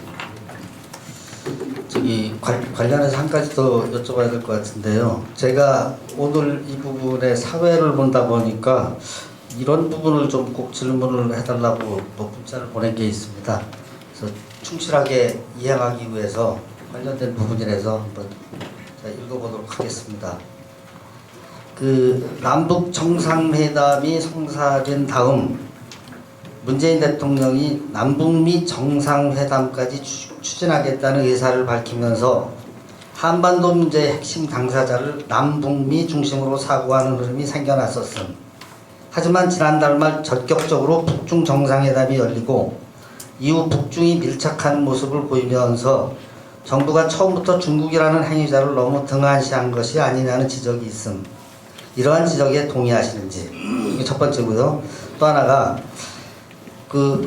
답변하시면서 같이 하셔도 좋을 것 같은데요. 한반도 비핵화와 평화체제 구축을 추진하는 과정에서 중국 그리고 여타 육자회담 참가국들의 역할을 어떻게 조율해 나가야 한다고 보시는지, 총리뿐만 아니라 다른 분들도 관련해서 좀 말씀을. 실제로 중국은 이 북미 간의 문제지, 비핵화는 북미 간의 기본 문제라고 하는 건 다 같이 인식을 같이 해요. 그러나 비핵화를 시키는 과정에서 자기들이 그 주도성을 패싱당하는 그런 것은 절대로 아니라고 생각하기 때문에, 또 우리나라도 지난번 12월달 정상회담 할 적에도 시진핑 주석하고 거진 6시간을 그 대화를 하셨어요. 대통령께서 오후 3시부터 시작해가지고 밤 9시 반에 끝났으니까 그 많은 시간 동안에 북핵 문제에 관해서 굉장히 대화 내용이 많았습니다. 그때부터. 그렇기 때문에 한국과 미국은 그때 전혀 그 북핵 문제에 관해서 대꾸도 안 할 때이기 때문에 한국하고 중국이 공조를 해서 북핵 문제를 풀어나가는 것이 굉장히 중요하다고 중국도 생각하고 있고 우리도 그렇게 생각하고 있어요. 그러다가 이제 이 트럼프의 태도가 바뀌면서 또 김정일의 태도가 바뀌면서 이게 마치 당사자만의 문제로 가는 것처럼 됐던 건데, 실제로는 그렇게 양자의 합의라고 하는 것은 금방 다시 무너질 수 있는 거거든요. 다자 체제를 만들어서 중국이 북한에 대해서 여러 가지로 실질적인 체제 보장을 해줄 수 있는, 그냥 경제적 지원 정도가 아니고 실질적인 핵을 방어해 줄 수 있고 체제 붕괴를 방어해 줄 수 있는 그런 역할을 중국은 그렇게 할 수 있는 역량을 가지고 있는 거거든요. 그런 부분에 대한 그 부분들이 북에 대해서 어느 정도 신뢰를 주게 되는 거기 때문에 중국이 없는 그 남북미만 가지고서는 한계가 있기 때문에 우리 정부도 그렇게 절대 접근하지 않는다는 말씀을 좀 드리고 싶습니다.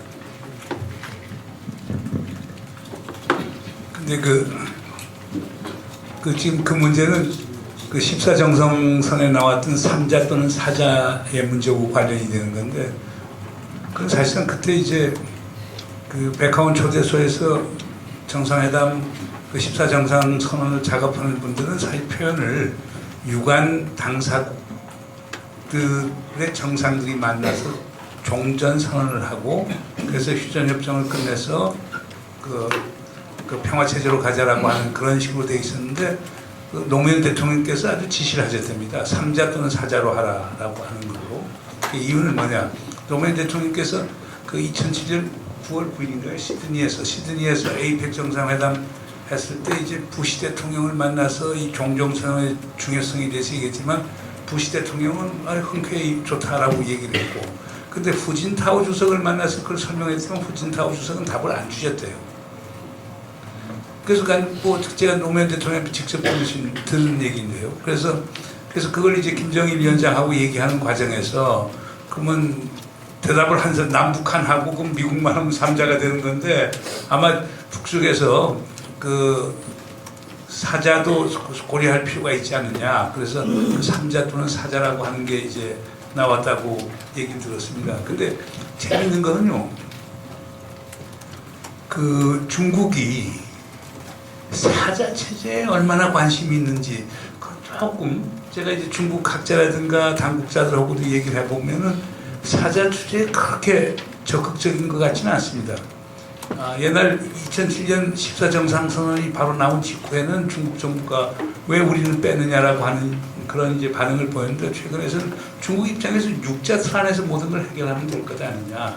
육자를 살리고 그 안에서 사자 간에 휴전협정에 직접적 또는 법적 또는 사실상의 당사자들이 모여서 사자를 하는 게 좋지 않느냐. 그래서 그 중국의 외교적 방점은 육자에 있는 것 같은 느낌이 듭니다. 그래서 아직도 중국에게는 이제 육자 회담은 죽은 게 아니고, 그리고 그건 또 시진핑 수석이 시작하면서 제일 그 외교적인 그 역점을 두었던 게 사실 6.4회담이었거든요. 근데 그게 이제 그동안 이제 휴지 상태에 있었기 때문에 그걸 살리는 것 아닌가 하는 느낌이 들어지고, 그다음 우리 정부가 중국을 소홀히 하는 건 아니냐, 그건 아닌 것 같습니다. 아주 고위 수준에서 특히 양제츠 국무위원이 와서 그 상당히 그러니까 중국이 한국에는 양제츠 국무위원을 보내고 러시아에는 왕이 외교부장을 보내지 않았습니까? 그러니까 양제츠 국무위원은 그래서 정치 국원인데, 그러니까 그만큼 비중을 준다는 거고, 우리도 상당히 그 중국에 대해서 모든 걸 설명하고 있기 때문에 제가 볼 때는 무슨 한중간에 큰 문제가 있다고 보지 않습니다. 그 한반도에서 그 평화협정, 정전협정을 이제 평화협정을 바꾸는 과정에서 종전선언이라는 게 반드시 법률적으로 절차적으로 필요한 건 아닙니다. 다만 이제 역사적으로 문재인 선생님 말씀하신 것처럼 그런 과정을 통해서 종전선언을 하자고 돼 있기 때문에 이제 그것이 중요한 이제 나름대로 이제 행사처럼 돼 있는데 그건 좋은 거고요. 다만 이제 종전선언이 원론적으로 얘기하면 어쨌든 간에 이제 평화협정은 남북 미중 사자가 정전체제를 전환해서 맺어야 되기 때문에 결국은 이제 사자협정, 사자선언이나 사자협정이 될 거라고 봅니다. 다만 이제 그 과정에서 오늘도 그 트럼프 대통령이 뭐 남북 간에 종전을 준비하고 있다, 뭐 축하한다 이렇게 해서 그게 뭐냐라고 많이 논란이 됐는데, 그럼 뭐 트럼프 대통령한테 물어보려고 그랬더니 벌써 우리 또 정부가 뭐 청와대에서 그거는 한반도 정전협정을 평화협정을 바꾸는 데 있어서 종전 선언 뭐 이런 걸 하고 싶다는 식으로 발표했다고 얘기했다는 게 나왔는데요. 이런 거겠죠. 기본적으로 정전협정을 평화협정으로 바꿔가는 일련의 과정 속에서 그 협정 자체는 남북 미중이 맺어야지 그 역사적으로 원인 해결이 되는 것이고, 또 한편으로 뭐 현재 역학구도, 한반도 역학구도를 반영할 겁니다. 그런데 그 과정 속에서 남북미가 종전선언을 하건 또는 남북한 간에도 옛날에 그랬지 않습니까? 남북평화협정 미국, 중국이 보장하는 거. 그게 과거에 김대중 정부 때까지도 그런 얘기를 쭉 해왔습니다. 그러나 그것은 뭐 주한미군 있는 상태에서 미국하고 북한하고 평화협정 맺자는 북한 얘기에 대응해서 나왔던 얘기지 사실은 논리적인 얘기는 아니거든요. 그러다 보니까 남북미중이 나왔는데, 그래서 지금도 남북평화협정이 가능하다 이렇게 생각하는 분들이 계실지 모르지만 평화협정은 사자가 맺는다고 봤을 때, 그러나 그 안에서 남북 간에도 전쟁 상태를 해소하자고 얼마든지 선언할 수 있는 거 아닙니까? 그래서 그 선언이 우리 전쟁이 이제 더 이상은 전쟁 없다라고 선언할지, 아니면 남북 군사적 대결 관계를 종식하자고 선언할지, 이게 다 종전선언의 한 부분일 수 있다. 트럼프 또 한편으로는 원론적인 면에서 종전선언은 역사적으로 우리 노 대통령님, 그 다음에 부시 대통령 등등이 말씀하신 거는 3자 내지 4자 종전선언인 거죠. 근데 트럼프가 어느 쪽을 얘기하는 건지는 명료하지 않습니다. 그러나 관계없이 남북이 둘이서 만나가지고 우리 더 이상 전쟁하지 맙시다, 군사대결 하지 맙시다 이렇게 해도 이거는 한반도 평화체제로 가는 과정에서 아주 중요한 선언이 됐다고 봅니다. 다만 선언을 그치면 안 되고 그 선언을 이행하는 조치들이 따라야 되는 거죠. 따르지 않으면 안 된다고 생각이 들고요. 그래서 남북미 그러면 정상회담을 해보고 싶다라고 정부가 얘기한 건 과연 어떤 맥락일까? 저는 이렇게 봅니다. 그 맥락은 남북 정상회담은 남북이 만들어냈습니다. 북미 정상회담도 한 50%쯤은 한국이 만든 거나 마찬가지입니다. 아시는 것처럼 거기에 굉장히 많은 중간에서 우리가 개입을 하고 또 나름대로 이제 관련해서 양쪽을 갖다가 준비했었지 않습니까? 단순 준비도 아니죠. 거기다가 이번에 폼페이오가 평양 갔다 그랬다면 아마 제가 볼 때는 우리 쪽 정보당국의 권유나 이런 것들이 꽤 있었을 거라고 봐요, 지금까지. 그런 점에서 아마 우리 정부는 남북 정상회담과 북미 정상회담을 통해서 만들어진 논의들, 합의들 사항을 가지고 한반도에서 한번 누르기 하듯이 평화를 공고하기 위해서 한번 총결 정리해보자는 입장이 있었을 것 같아요. 그런 면에서 남북미 정상회담이 나온 거지 중국을 꼭 배제하거나 이러고 싶었던 건 아닐 것 같아요. 중국이 그 사이에 끼어들 여지가 없지 않습니까? 지금 행위자들의 움직임을 볼 때. 그런데 그건 이제 우리 생각인데 지금도 여전히 그건 유효하지만 김정은의 생각은 좀 달랐던 것 같아요. 중국도 생각이 달랐지만 김정은은 쉽게 말하면 이제 아까 총리 말씀하신 것처럼 안전판으로서 기본적으로 일단 북중 정상회담을 자기 몸값이 제일 높을 때 중국이 가장 갈구할 때 차이나 패싱이 나올 때 딱 전격 방문함으로써 이제 특수관계를 갖다가 회복을 시켰는데 이걸 통해 가지고 기본적으로 북미 회담에서의 안전판도 확보하지만 다른 한편으로 이런 생각이 있는 거 아니겠습니까? 기본적으로 김정은이가 우리한테 주는 메시지 중에 하나는 문재인 대통령께서 대통령 취임을 하고 나서 중국을 먼저 방문할 수 있을까요? 이런 질문을 하거나 마찬가지예요.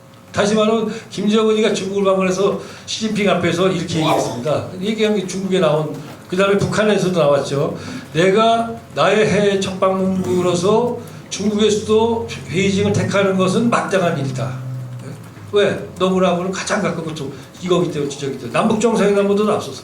그래서 그 얘기는 뭐냐면 결국은 북한 입장에선 중국과의 특수관계에는 한미동맹 관계가 있듯이 이런 거 있다라는 관점에서 보게 된 것 같다. 다만 이럼에도 불구하고 이것이 미국 입장에서는 미중 갈등 구도로 보면 미국이 볼 때 이게 좀 굉장히 까칠하게 보이지만 우리 입장에서 별로 크게 걱정하지 않아도 되는 것은 아까도 말씀드렸듯이 지금 북중 관계 개선의 기초에는 두 가지의 기본적인 키워드가 있는 것. 하나는 북한이 비핵화하겠다고 약속한 부분 하나. 또 하나는 시장 경제라는 거야, 약속이. 우리도 시장 경제. 그렇기 때문에 별로 큰 걱정이 있는 건 아니지만 분명한 건 미국이 까칠하게 만약에 야 너 먼저 선에 포기해 이런 식으로 만약에 나온다면 저는 뭐 그렇게까지 나올 것 같지는 않지만 그때는 중국 입장에서는 북한 비핵화를 목표로 하고 있고 지지하지만 그 비핵화 방식은 미국과 북한이 줄 거를 서로 동시에 주고받아야 되는 거지 일방적이 안 된다는 입장이거든요. 그러니까 그때는 북한한테는 강한 그런 이제 응원 세력이 될 수 있겠죠. 그 다음에 육자회담 관련해서는 저도 그 문정희 선생님이랑 생각이 비슷합니다. 육자회담은 여러분 사실은 육자회담 폐기 이거 뭐 용도 폐기됐다. 그렇게 말하면서 이제 뭐 다른 거 소자다 만들어보자 뭐 만들어보자 하는 분들이 많이 있는데요. 육자회담 같은 거 하나 만들려면 진짜 이거 어마어마한 노력이 필요한 거고요. 이거 비슷한 것도 만들기 어렵습니다, 여러분. 근데 이게 왜 지금 필요하냐? 북미 간의 대타결이 돼도 그 다음에 북한이 원하는 것은 제재가 해제돼서 고도 경제 성장이지만 북한이 경제적으로 권리로서 요구할 수 있는 게 있잖아요. 자기가 핵을 포기하고 미사일을 포기함으로써 얻을 수 있는 경제 보상입니다. 이 보상의 문제는 미국이 아까 문정희 선생님 말씀대로 트럼프는 나 돈 한 푼도 안 썼다라고 얘기할 거거든요. 그 보상은 한국이나 중국이나 일본이 해줘야 돼요. 러시아까지도. 이것은 육자회담의 틀 속에 들어가야만 가능한 얘기입니다. 그래서 육자회담이라는 건 결국 가동돼야 됩니다. 더욱이 육자회담은 우리의 염원이 한미동맹을 기본구도를 갖지만 동북아에서 한중협력도 잘해가는 동북아의 궁극적인 공동안보를 지향하는 다자협력, 단자안보협력을 우리가 굉장히 중시적이잖아요. 근데 이것이 그 2007년 2.13 합의 9.10 공동성명을 이행하기 위한 1.3 합의에 1.3 조치에 결국은 동북아 공동 안보를 위한 워킹그룹 실무를 만들기 합의 봤어요. 이거는 동북아에서 역사 이래 처음 있는 일이에요. 즉 육자회담이라는 거는 동북아 국가들이 안보 협력 그룹 메커니즘으로서는 레짐으로서는 처음 갖는 거고 지금까지 없다. 그래서 우리가 이렇게 육자회담을 쉽게 버릴 수 없다. 그리고 육자회담에 대해서 뭐 어떤 분들이 그래요. 어디 한식인가 필리안인가 이제 1.5 전략트랙 갔더니 북한 사람들이 육자회담 죽었다 이렇게 표현했다는데 그건 언어 표현이지 육자회담은 죽을 수 없고 우리 정부도 육자회담을 살려야 된다고 봅니다. 살려야만 궁극적으로 비핵화 문제를 안전하게 끝내고 우리 동북아가 평화번영의 동북아로 가기 위한 안보적 틀 이 기초를 여기서 계속 이걸 바탕을 우리가 깔 수 있는 것이 육자회담이다 이렇게 생각을 합니다. 벌써 토론을 시작한 지 시간이 1시간 가까이 흘렀습니다. 미리 말씀드리는 거는 한 15분에서 20분 정도 플로우에서 질의할 수 있는 그런 시간을 드리겠습니다. 그리고 아무리 늦어도 이 첫 번째 세션은 4시까지는 끝내야 됩니다. 그래서 지금 플로어 질문 순서까지 감안하면은 한 15분 정도에서 20분 정도의 시간이 남았는데 역시 남북 정상회담의 의제 자체가 비핵화, 평화체제, 그다음에 남북관계의 발전인데 거기에 핵심 문제는 비핵화를 어떻게 할 것이냐는 부분인 것 같습니다. 사실은. 그래서 이 부분과 관련해서 좀 시간을 할애해서 세 분께 고견을 듣는 순서를 가져야 될 것 같습니다. 그 방식이 어떻게 돼야 될 것이며 합의가 어떻게 돼야 될 것이며 전문가들에 따라서 뭐 분분하게 얘기가 나오고 있는 것 같습니다. 그러나 북측에서 얘기하고 있는 거는 그 일단 포괄적 합의를 하고 그다음에 단계적 이행과 단계적 조치가 이루어져야 된다고 하는 그런 방향을 갖고 있는 것 같고, 일각에서는 미국 쪽에서는 선 비핵화 후에 한다고 해서 뭐 이견이 있는 것처럼 얘기가 되는데, 또 정부에 따라서는 그거는 합의 타결의 문제와 실제로 이행 방식의 문제를 잘못 오해하는 데서 생겨난 문제다 하고 규정하는 사람들도 있는데, 우선 이 비핵화와 관련된 이렇게 분분한 이 논의, 그 북측의 입장, 또 미국 쪽의 입장, 우리의 입장, 이런 부분들을 한번 어느 분이 깔끔하게 한번 정리를 좀 해주시는 거가 네. 비핵화 아까 제가 설명을 좀 드렸습니다만은, 그러니까 미국이 입장은 기본적으로 선패기, 그다음 후보상 입장이고, 지금 북한 입장이라고 하는 것은 결국에 행동 대 행동 원칙에 의해서 그 점진적으로 해나가자라고 하는 거고, 또 한국이 여기서 내놓은 거는 그러면 북한을 어떻게 좀 믿겠느냐라고 있는 얘기들 많이 나오지 않습니까? 그렇게 북한이 과거 살라미 전술 서서 뭐 주고 먹튀하면 어떻게 하느냐, 또 이런 얘기도 나오고, 그러니까 지금 우리 정부에서 생각하는 거는 뭐 기본적으로 포괄적 일괄 타격을 하고 그 다음에 이행 자체는 점진적으로 할 수 있지 않느냐. 그건 그럴 수밖에 없는 게 아까도 설명을 했습니다만, 우선 북한이 동결을 계속해 나가야 될 거고요. 핵미사일 활동 동결하고, 두 번째는 갖고 있는 핵미사일 신고해야 될 것이고, 신고한 것을 결국에 원자력, 그러니까 핵시설과 물질은 국제원자력 기구가 와서 사찰을 해야 될 거예요. 핵무기는 미국 또는 P5, 유엔 안보리 상임이사국, 다 핵무기 보유 국가들인데 이들 국가들 앞에 줘서 검증 가능한 폐기를 하도록 만들어야 될 거란 말이에요. 그럼 이 과정이 되는 게 하루 이틀에 되는 게 아니잖아요. 가령 지금 보세요. 남아공 같은 경우는 만델라가 대통령이 되면서 백인 정부에서 가졌던 핵무기를 완전 폐기하겠다고 선언했어요. 그래서 국제원자력 기구가 남아공 정부의 100% 협력을 받아서 폐기하는데 2년 반이 걸렸어요. 근데 북한 같은 경우는 남아공보다 훨씬 소위 앞서간 핵시설, 더 많은 핵물질, 그리고 핵탄두까지 완전히 갖고 있고 관련된 미사일까지 갖고 있거든요. 그러니까 이게 단순히 쉽게 될 수 있는 건 아니거든요. 그리고 북한 입장에서는 분명히 자기들이 한 것만큼 보상을 원할 거라고요. 그렇기 때문에 지금 여기 쟁점은 무슨 비핵화의 개념을 아까 설명을 했습니다. 비핵화 개념은 같습니다. 그건 북한도 이해할 거라고 보고요. 그러니까 그리고 핵시설, 핵물질, 핵폭탄, 그걸 실어날 수 있는 단거리, 중거리, 장거리 탄도미사일, 요걸 안 갖는다는 걸 분명히 해야 되고, 그 안 갖는 것이 불가역적이 돼야 된다라고 하는 것은 상식적으로 생각해도 그게 비핵화니까 그건 다 같은데, 아까 이행 방식에 있어서 선후 차이, 무엇이 먼저 오느냐 요 차이도 있고, 세 번째 아마 쟁점은 그걸 거예요. 그럼 그런 식으로 오케이 단계적으로 한다고 하더라도, 그건 전문가들이 좀 더 이해를 하니까 단계적으로 한다고 하더라도 요걸 얼마나 빨리 하느냐. 그러니까 그게 이제 북미 협상에서 핵심이 되겠죠. 얼마나 빨리 폐기할 수 있는가. 그리고 또 선제적으로 북한이 아까 말씀하신 대로 무슨 대륙간 탄도미사일 같은 경우 화성 15 같은 경우 아주 상징적으로 그런 걸 막 그냥 폐기한다. 그러면 트럼프 대통령한테는 상당히 큰 소위 그 승리의 근거가 되는 거거든요.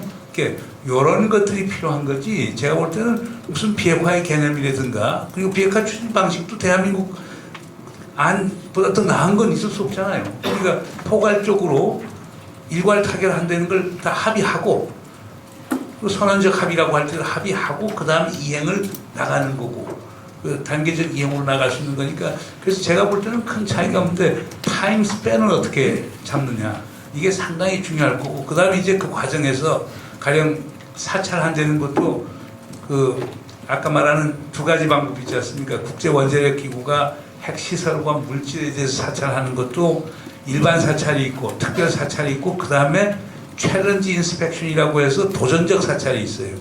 도전적 사찰은 무슨 얘기냐면 IAEA와 미국 등이 갖고 있는 모든 정보를 이용해서 북한이 신고를 했는데 신고하지 않은 부분을 찾아서 그러니까 이것도 우리가 가서 봐야 되겠다. 특히 군시설 같은 경우.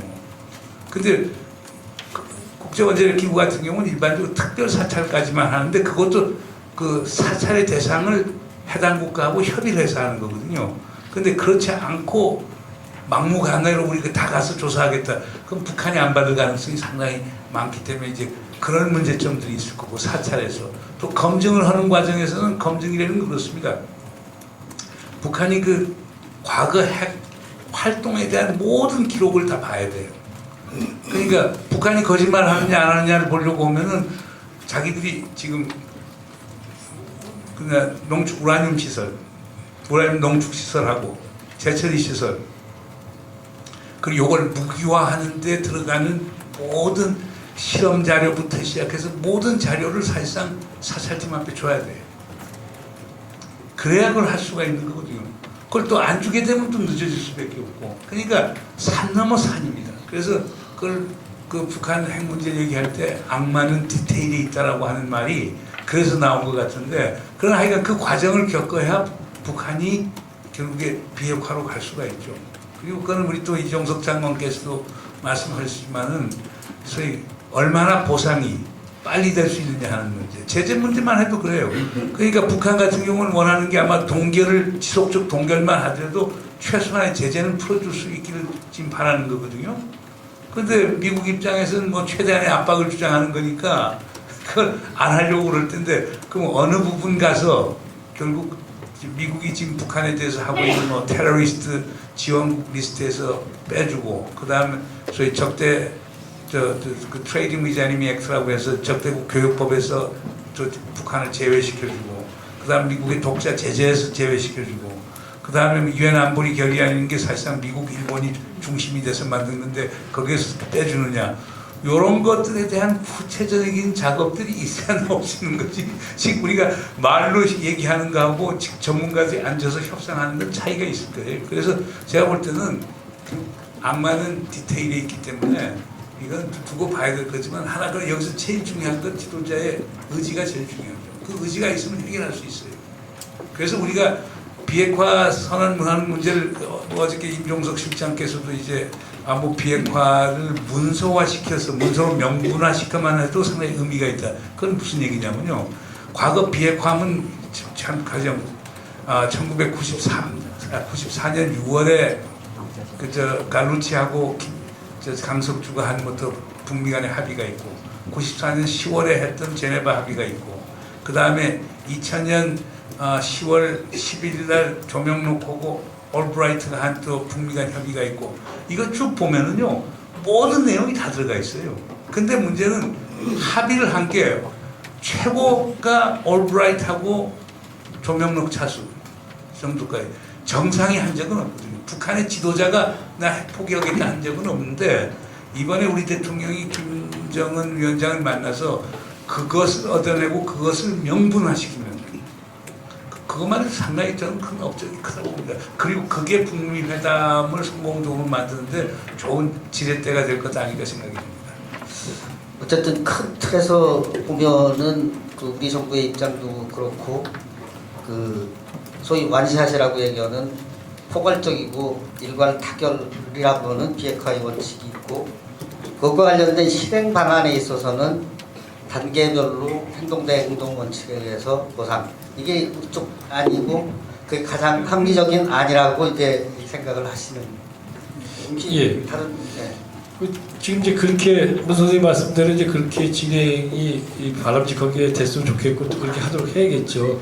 그래서 이제 이런 생각이 듭니다. 그러니까 우리가 포괄적 일괄 타결을 하고 포괄적 일괄 타결을 한다 하더라도 아무리 빠른 시간 내에 그것들을 다 그 해결한다 하더라도 이행 로드맵은 필요한 거거든요. 그거 없이는 안 되는 거죠. 뭐부터 어떻게 할 거냐는 거니까. 물론 트럼프 대통령 임기가 2년 6개월 남았기 때문에 그 안에 해결해야 되는 겁니다. 기본적으로 큰 것도. 지금 이제 우리가 정권 교체가 이런 상황들을 망가뜨렸던 것들을 지금 그동안 우리가 역사적으로 경험했기 때문에 그런데요. 근데 이제 여기서 중요한 거는 그런 것 같아요.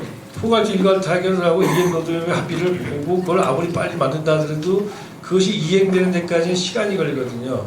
왜냐하면 두 정상이 포괄적 일괄 타결을 합의한다 하더라도 두 정상이 그 자리에서 이행 로드맵을 북미 정상이 만들지 못한단 말입니다. 다시 말하면 며칠 내로 무슨 위원회를 만들어서 우리가 며칠까지는 이행 로드맵을 만든다 이렇게 할 거나 말이죠. 예컨대 이 얘기는 제가 기존의 상상력이기 때문에 지금 워낙 지금 변화가 제 상상을 넘기 때문에 그렇지 않을지도 모르지만 그냥 기존 제 관념을 따르면 그렇게 생각이 됩니다. 여기서 중요한 거는 미국과 북한 사이의 불신이 워낙 심하고 미국 내에 미국의 조야에 그야말로 북한에 대한 불신이 무척 심하잖아요. 그동안에 합의문은 여러 번 있었다. 그러면서 또 합의가 무슨 소용이냐? 북한이 기만한 것만인데 이렇게 나올 가능성이 커요. 그러면 트럼프 대통령이 합의와 가서 나는 대단히 잘했다라고 하는데 그 다음날 이틀날쯤 되면은 이게 뭐야? 이거 다시 뭐 기만당하는 거 아니야? 이런 식의 여론이 또 퍼질 수도 있고 그런 위험성이 항상 있어서 저라면은 이러한 포괄적 일괄 타결을 이것이 잘 이행될 것이라는 것을 갖다가 이것을 보증하는 또 이런 신뢰를 갖다가 국제사회나 미국 국민들한테 또 북한은 북한대로 또 그런 나름대로 믿음을 갖게 하기 위해서는 이른바 선행 신뢰 조치가 필요하다. 다시 말하면 두 정상이 합의하는 포괄적 일괄 타결 안에 당장 몇 개월 내로 뭐 얼마 안에 좋다. 아예 특별사찰을 받는다든가 뭐 예컨대 또는 풍계리의 핵시험장을 갖다가 폐쇄한다든가 뭐 또는 뭐 주한미군 북미 수교한다면 우리 그러면 아이고 뭐 우리 뭐 관계 없어요 라든가 이런 몇 가지를 이런 여러 개 요소가 있을 겁니다. 하여튼 중요한 핵 그다음에 장거리 미사일 관련 시설 분야 중에서 뭐 어떤 부분을 갖다가 딱 분류화시킨다든가 이런 식으로 한두 개 또는 두세 개를 딱 묶고 그다음에 북한 쪽에서는 미국 쪽에서 북한에 대해서 북한이 원하는 것은 하여튼 제일 기분 나빠하는 건 북한에 대해서 미국이 존재를 인정하지 않는 거니까 수교 전 단계로서 평양에 연락사무소 양쪽에다 슈터 연락사무소를 놓는다. 그다음에 테러지용 규정 해제 이런 건 뭐 사실은 건 쉽게 말하면 껌값이나 마찬가지입니다. 지금 그런 얘기할 것도 없고 그다음에 그러면 지금 북한이 원하는 것이 제재 해제니까 1단계 정도 최소한 민생 정도의 제재 해제를 갖다가 미국이 주도한다든가 뭐 이런 걸 만들어 가지고 교환을 갖다가 예컨대 며칠 내에 이걸 이행한다고 딱 교환을 시키면 그런 선행 신뢰 조치가 나머지의 나머지 합의들을 잘 이행할 거라는 믿음을 주지 않습니까? 그런 점에서 저라면 어떻게 하면 그런 선행 신뢰 조치를 이끌어낼 수 있을까? 아마 어쩌면 우리 문재인 대통령께서 김정은 위원장과의 이 정상회담에서 발표는 안 돼도 아마 이런 쪽에도 굉장히 애를 쓰시지 않을까. 그게 뭔가 나오면 보다 더 이 합의가 공고하게 이행될 수 있다. 그동안에 너무나 합의가 제대로 이행되지 못했다는 생각을 미국 사람들 많이 갖고 있지 않습니까? 그래서 이런 것들. 또 북한 역시 제재 해제를 갖다가 마냥 기다릴 수는 없잖아요. 1단계는 민생관 해제도 교육할 수 있는 게 굉장히 많습니다. 그래서 그런 것들을 어떻게 하느냐. 요 부분이 조금 노력을 해야 될 부분이 아닌가 싶습니다. 상당히 운을 띄는 그 말씀을 하시는 것 같은데. 한 가지만 예. 말씀드리면요. 이게 지금 한반도 비핵화라는 그 주제로 이렇게 얘기를 하고 있는데 실제로는 핵실험한 게 2006년 그때부터거든요. 그때까지는 그 북쪽이 대륙간 탄도미사일을 그렇게 거리를 많이 확보 못했을 때입니다. 그렇기 때문에 ICBM에 관한 것은 관심이 적고 이 비핵화가 이제 쭉 화두가 됐는데 요즘에 미국 사람들을 만나보면은 그 핵실험보다는 ICBM 쪽에 더 훨씬 더 민감합니다. 또 실제로 이 실험이 다 완성된 건 아니지만 상당한 거리를 확보한 걸로 지금 판단하고 있기 때문에 그 점이 미국한테 위협이 되는 거거든요. 운반 수단이 없는 핵이라고 하는 건 미국한테 직접적인 위험은 아니니까 최근에는 이게 직접적인 위험으로 다가오기 시작하기 때문에 훨씬 더 이제 예민해지고 김정은 위원장도 그거를 자기가 확보를 해야 맞아요. 딜을 할 수 있다고 생각을 해서 여기까지 왔는데 그런 걸 뭘 이제 미국이 신뢰할 수 있게끔 하려면은 지금 여러 가지 그 비핵화 대상 중에서 가장 예민한 것부터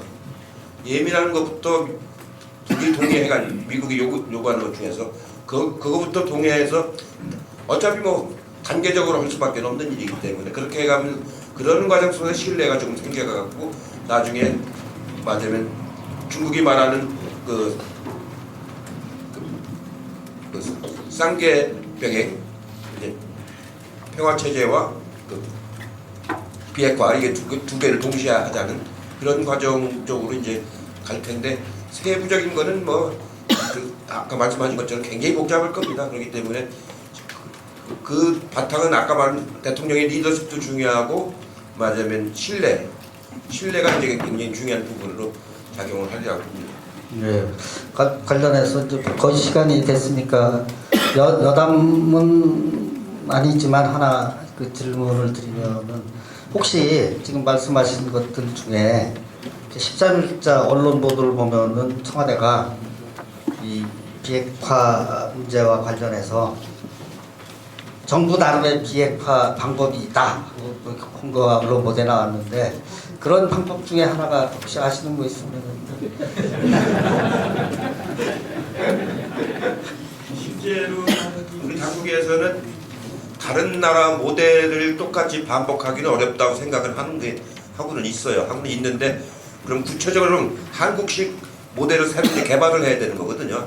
한반도 모델 개발을 해야 되는데 그 구체적인 것까지는 정부가 쉽게 얘기를 내놓지는 않죠. 왜냐하면 그게 노출됐다가는 그 나중에 그 협상이 잘 안 되기 때문에 그런 건 여기서는 그렇게 많이 거론은 안 하고 계실 것 같습니다. 이렇게 대답이 나올 줄 알았습니다. 예,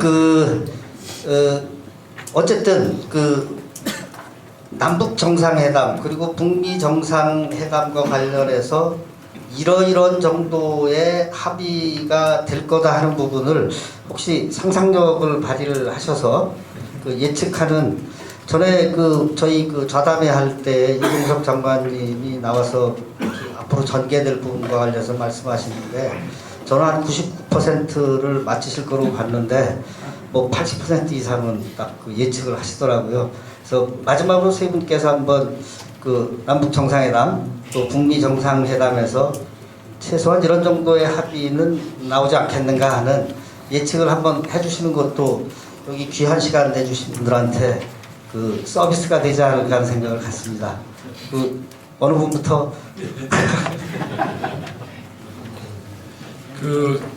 제가요 큰 구조적인 전망을 하는 편입니다. 그냥 막건 틀리고 전문가 저는 그래도 뭐 정부에 있기도 했지만 어쨌든 명색은 지금 지난 세월 동안 제 학자로 있었기 때문에 후배들한테 항상 그런 얘기합니다. 제발 텔레비 나가가지고 내일 모레 일어날 일에 대해서 전망하지 마라. 정보나 첩보에 기초해서 이제 이 구조를 만들어내면 안 된다. 학자는 지식, 날리지에 기초해서 분석을 하고 근데 그게 전망으로 맞을 수도 있으면 좋은 거고 이런 거지. 그러지 마라. 그래서 제가 제일 통일 언제 되나요? 라고 묻는 사람이 제일 싫고요. 그 다음에 아니 뭐 그러죠. 그냥 백운하기한테 가서 물어보세요. 왜 나한테 물어보니까 이렇게 얘기하거든요. 예, 그리고 남북정상회담이건 북미정상회담이건 이미 충분히 얘기를 했기 때문에 참 잘 됐으면 좋겠습니다. 그렇지만 뭐가 어디까지 될 것 같다고 얘기하는 것 자체가 방정맞은 일이며 또한 그거 왜 뭐 며칠 있으면 밝혀질 것 같다가 왜 제가 재무동을 하겠습니까? 이거 죄송합니다. 그래서 저는 재무동을 안 팔랍니다.